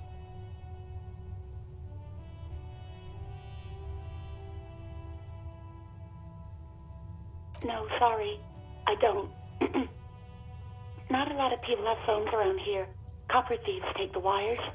People don't have the money to have the cables put in again. They use the Union's phone, or the one on the coast. So the Union has a phone, and there's one further down the coast. Got it. It was someone else. We'll find them sooner or later, officer. It just might take a while. What? Of course it bothered me. But I thought the Union already knew about the corpse. No one calls the police. The Union would get angry. You know, what the Union says goes. People listen to them and they take care of their own, which is like everyone here.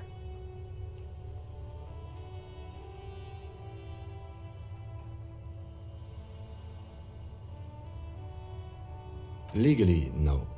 In reality, yes. Martinez is de facto policed by the dock workers union.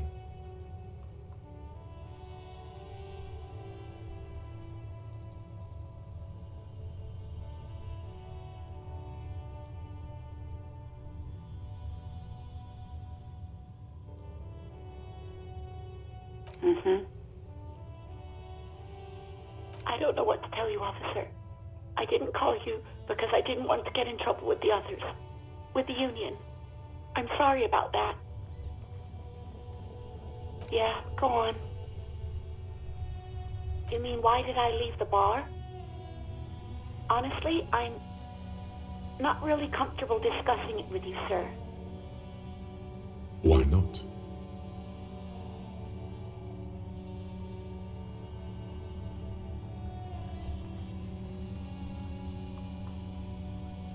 What? No, why would you even think that?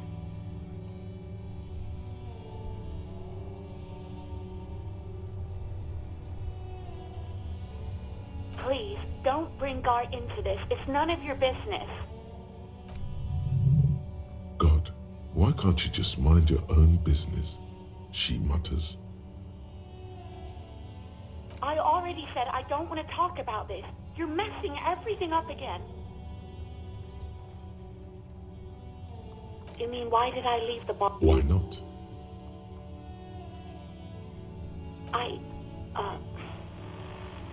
Let's just say I left because I needed to get away from someone. You know who? Maybe, I don't know. I just know I have to take some time off right now. I do hope so. Please, don't call me again. Bye.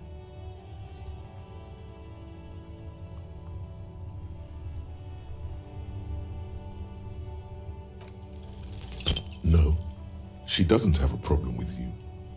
It must be someone else she's angry about. Some other guy, like Gart.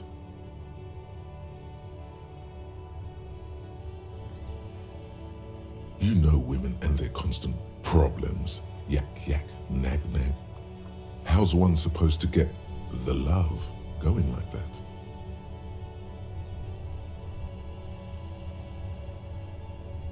That's where you step in. You're Lieutenant Love, matchmaker extraordinaire. Help the poor girl out, lest she turns into a spinster.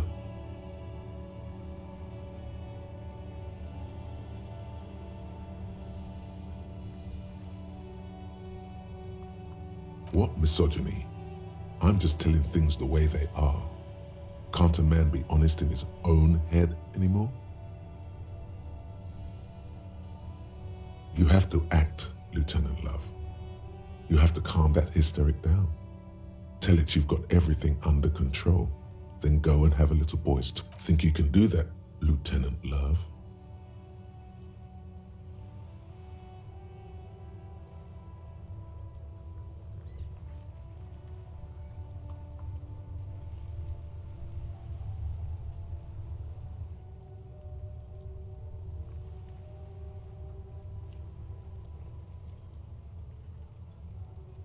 No.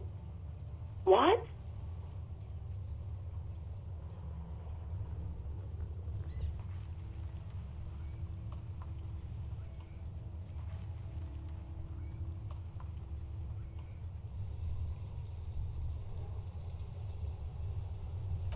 Oh God. Please, just stay out of my life.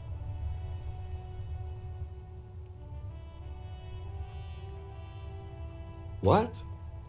What is it?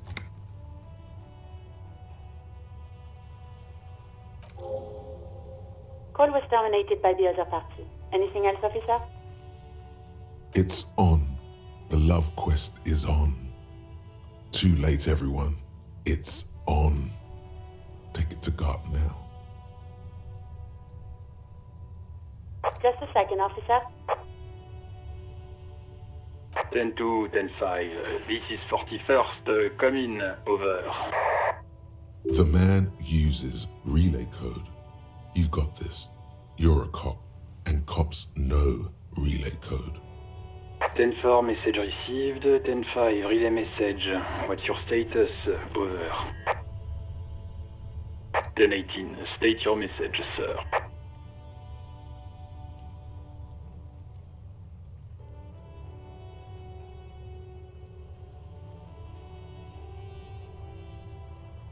I hear you. I don't have the authority to grant your request, but... Is it him? What does he want? He says he needs money. Don't give that asshole anything. He's just gonna drink it all. Alright, that's a negative on the additional funds, sir. Over.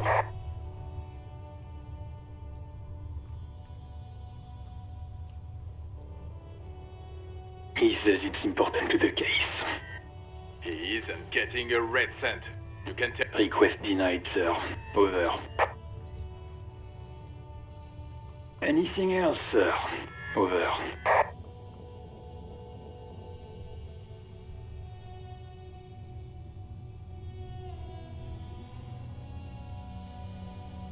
Ten-4. Your badge should have most of your personal details. You cover that? Over.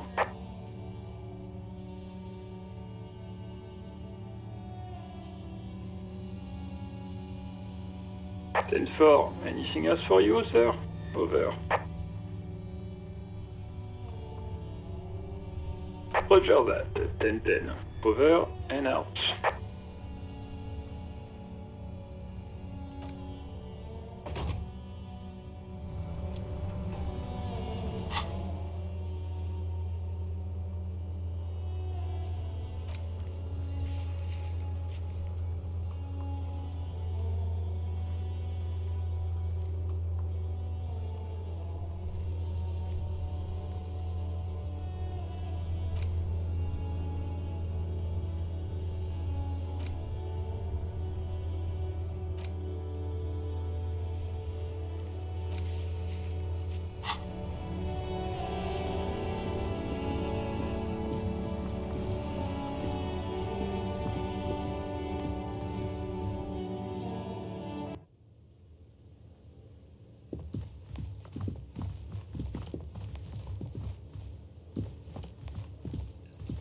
Can I help you?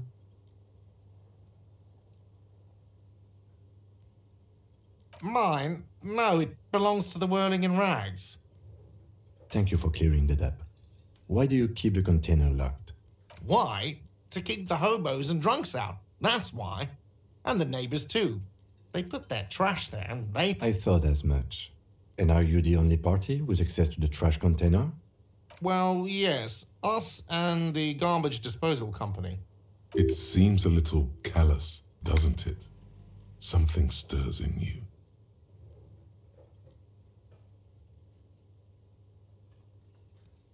Okay then. Maybe you're callous yourself. What do you need them for? It concerns the case. Please cooperate. Just bring them back once you're done, please.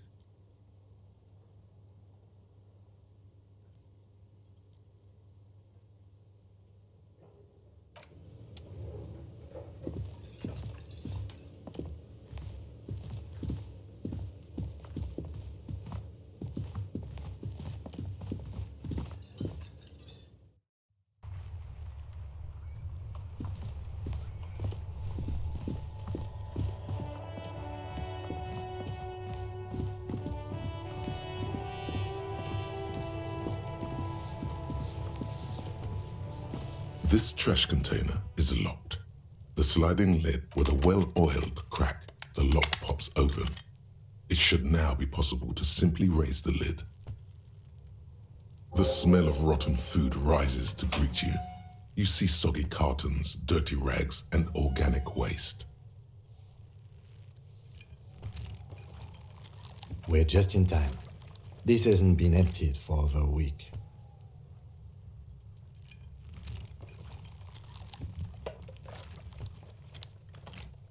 It's just organic waste, cold and slimy on your hands. Apple and potato peels mostly, unidentified sludge, and the occasional chicken bone thrown in for good measure. But hey, what's this? A blue piece of plastic sticks out from the apple peels. It's shiny. Looks like the corner of something. Something larger. A clipboard. A blue plastic clipboard with moist papers hanging from it.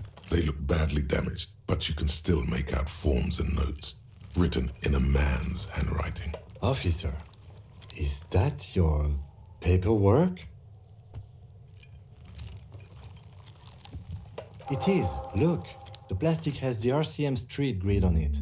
You've even got an autopsy form in there.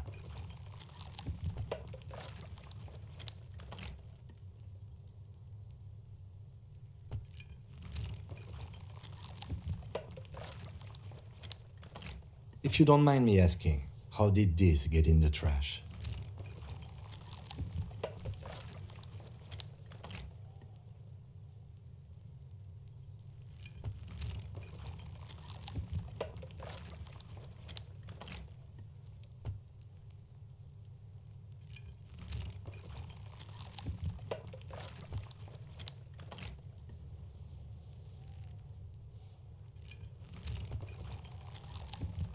Boring. Try dangerous. You should do a thorough inventory of that. Be sure some has not fallen into the hands of the RCM's enemies, organized crime, or worse. Official notes sometimes contain informants' names, even undercover operatives. It would also not hurt to start taking notes on the case. Now, tell me what your eagle eyes see. Or are we finished?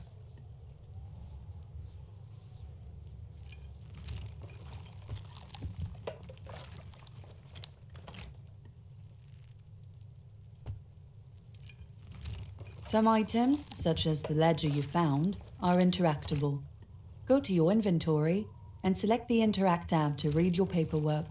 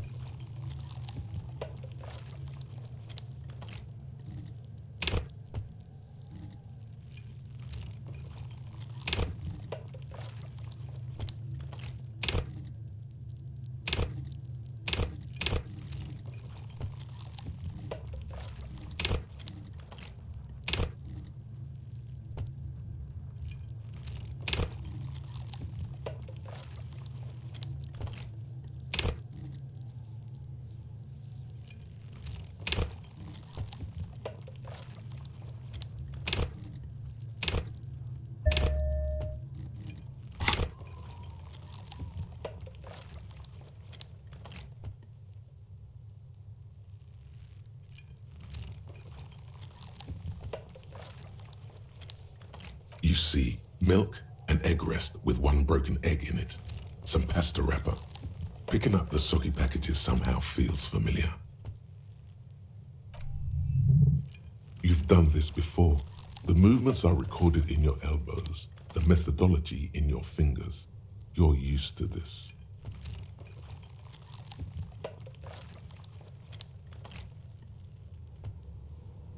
A box falls into pieces in your hands. Batiste Soleil cereal. There are plastic pasta packages below, and turbo noodles. Not among the threadbare kitchen towels, something catches your eye. A pair of denim trousers. As the legs of the slime-covered jeans begin to unspool from the garbage, a rank corpse smell fills the air. The victim's clothes? Cadaverine odor is faint. If these belong to the deceased, they were removed when he was still in the early stages of decay. Drop them in here, officer. Guitar marked blue jeans. Pockets empty. Or empty. He wore them with a belt, too. A white belt. The loops appear stretched, but the belt is missing. That's it. Do you see anything else in there? I have another bag here. Something slimy catches your eye. A drab, long-sleeved shirt, olive-colored, appears from the food waste, dripping with pus. This is a military-type overgarment. No label or serial number. This is the kind of rib-knit shirt that's worn over light armor to conceal it in an urban scenario. Anything more? The rest of the rags are just kitchen variety waste. A yellow old mug that catches your eye. But other than that... All right. We should go to Gart again and ask if he knows who put the clothes in the trash. It could be as simple as someone from the hostel cleaning the yard. Or that one. I'd advise against confronting that force.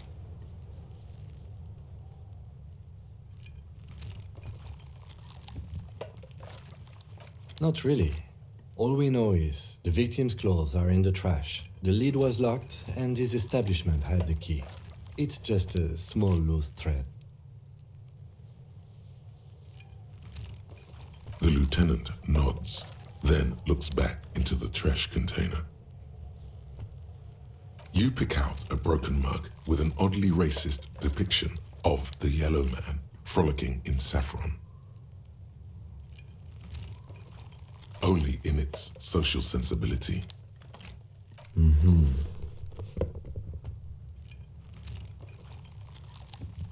You've acquired an interactable item. Investigate this item further by going to the Interact tab in your inventory. The container sounds a muffled gong. That's one thing off the list. I think we got it all.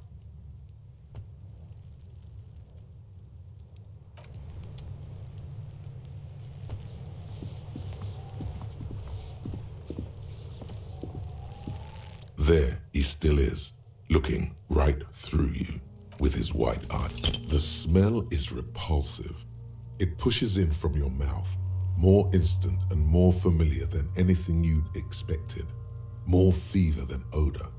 It fills your mind, flushing you from within.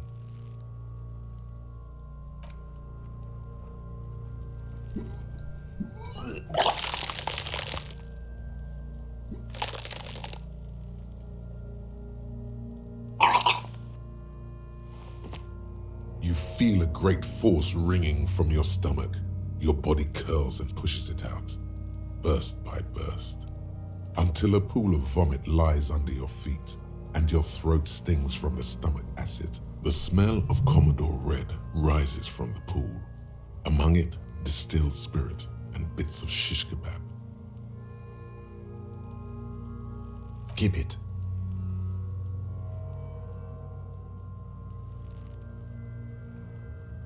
The hangover is clearly making these worse for you.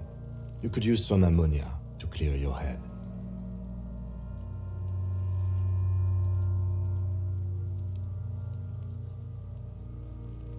There is Frit nearby, east of the hostel. They usually have a small apothecary. If they don't... There's a greenhouse here, and a gardener with a wheelbarrow on the corner of the whirling in rags. If she works here, she might have something for the smell. Pretty clever. Acquiring ammonia will provide a modifier to the white check. Modifiers make checks easier and allow you to retry them.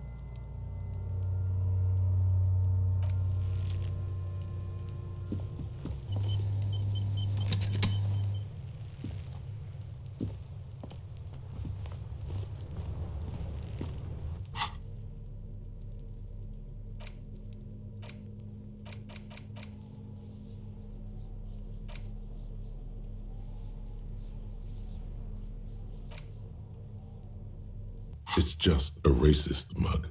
What's there to read here? Not much. Oh boy, here we go. What are you going to say about a broken, tossed-away mug that you dug out of the garbage?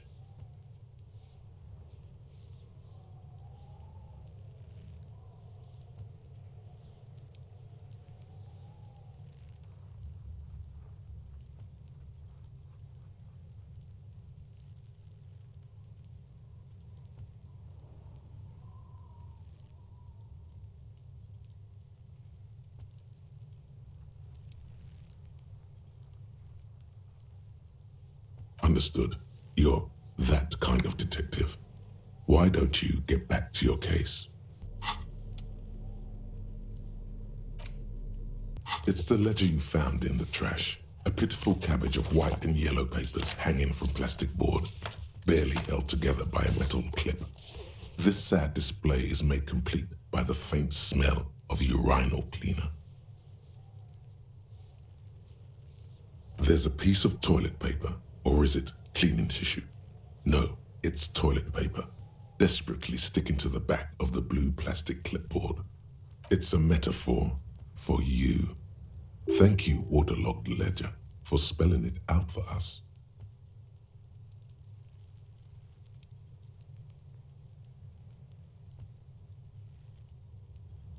It's made of dark blue plastic, hard enough to beat someone to submission with.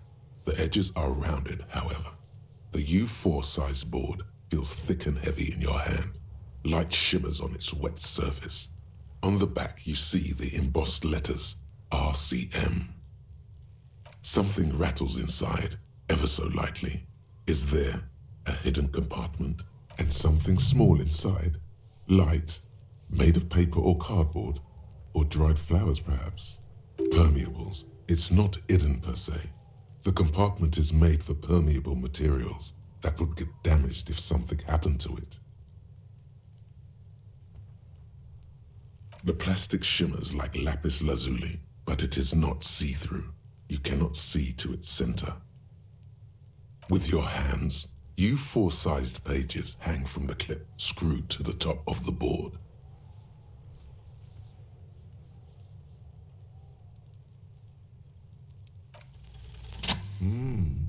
The two sides of the board appear slightly misaligned, like a drawer that's come off its slides. If you bend the plastic on your knee slowly, the slides snap back into place. It should be possible to just,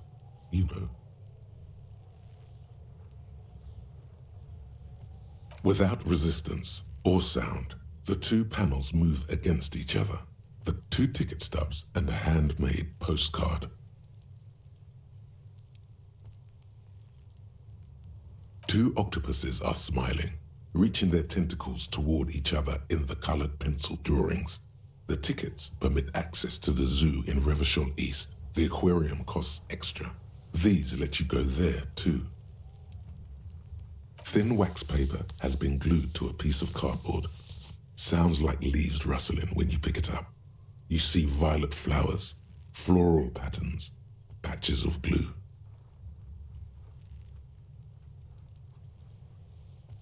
Familiar handwriting lines the inside of the card, looped, round letters in a woman's hand. A young woman in her 20s. There is care, effort, and a smile, you think. Although, Harry, it begins. You're already reading. I wanted to write you a letter so you can read it when you wake up. Maybe it will make you happy.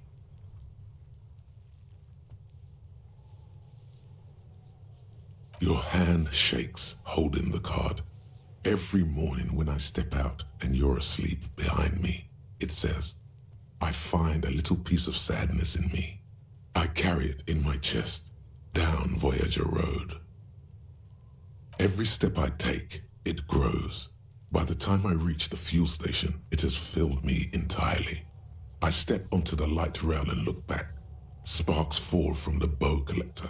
I know it will be like this until late afternoon, when I get off the 42 and walk back to you. You.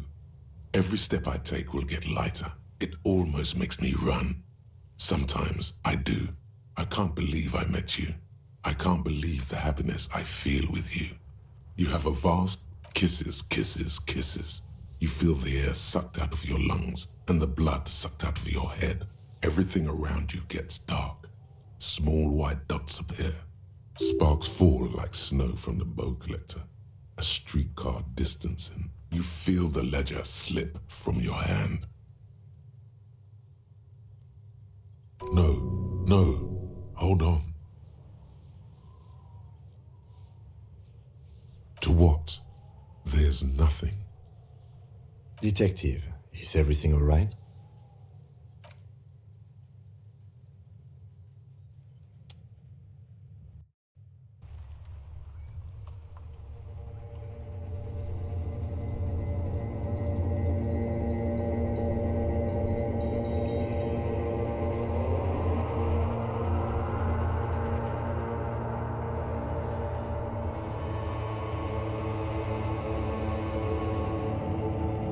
There is nothing. Again.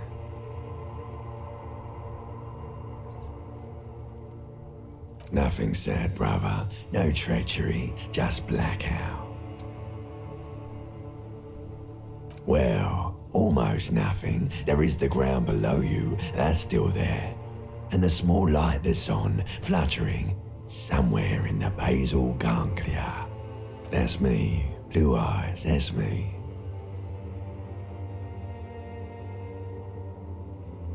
Who was what? He speaks of the sickening longing, the unwell emotion. Even in the darkness, he's grasping for it. Still trying to hold on to the great sorrows slipping in the water. Slimy. The cool when you're dead, brother. Here in the paleo-mammalian cortex, we call it the shadow. Because it's always there. Tell him. Ah, yes. In the olfactory system, they call it the apricot chewing gum scented one. It's unhealthy of them to linger on it so. But as they say, what do you do? It didn't smell nice. It smelled like betrayal.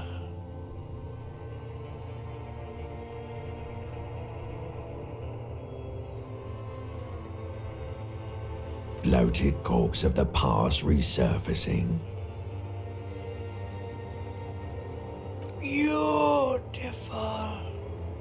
Believe me, stupid ape, its lack of beauty was not the problem. There is no Voyager road. There are no roads, no houses, no lights in the windows. It's all on pause. Yeah, man. What was that about? You think they would let you? Until you disintegrate into biomolecules? No. Someone is breathing on your face now, inspecting your pupils, stupid idiot. Yes, they're pouring something on you. It's in you. And It's delicious. Glowing lights on a dashboard emerge out of nothingness.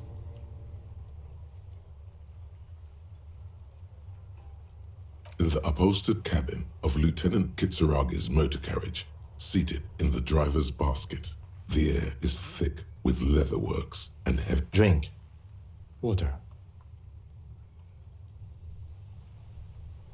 The water is cold, silvery, the stuff of life itself as it pours down your parched throat.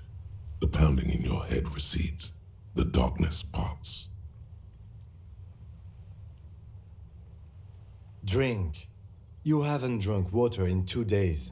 Did you know the human body is not made to survive on alcohol alone? You need a secondary form of hydration. With greedy gulps, you down half a liter of cold water. Some of it spills on the driver's seat. The lieutenant pays no heed to it. What happened?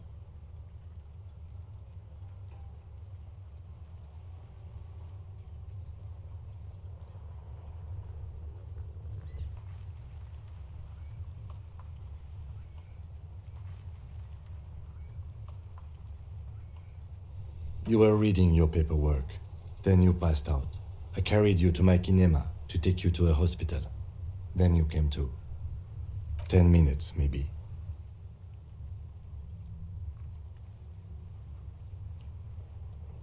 Right. You dropped these. Are you okay to proceed?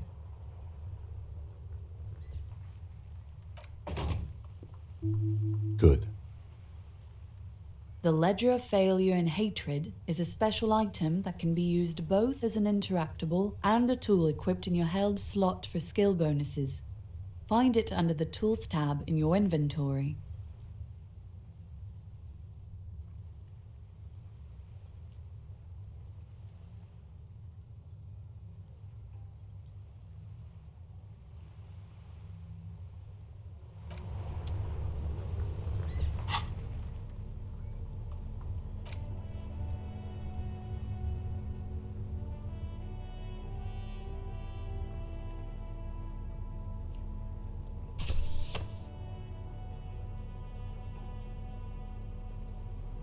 It's the ledger you found in the trash. A cabbage of papers hanging from the board, with the permeables drawer inside.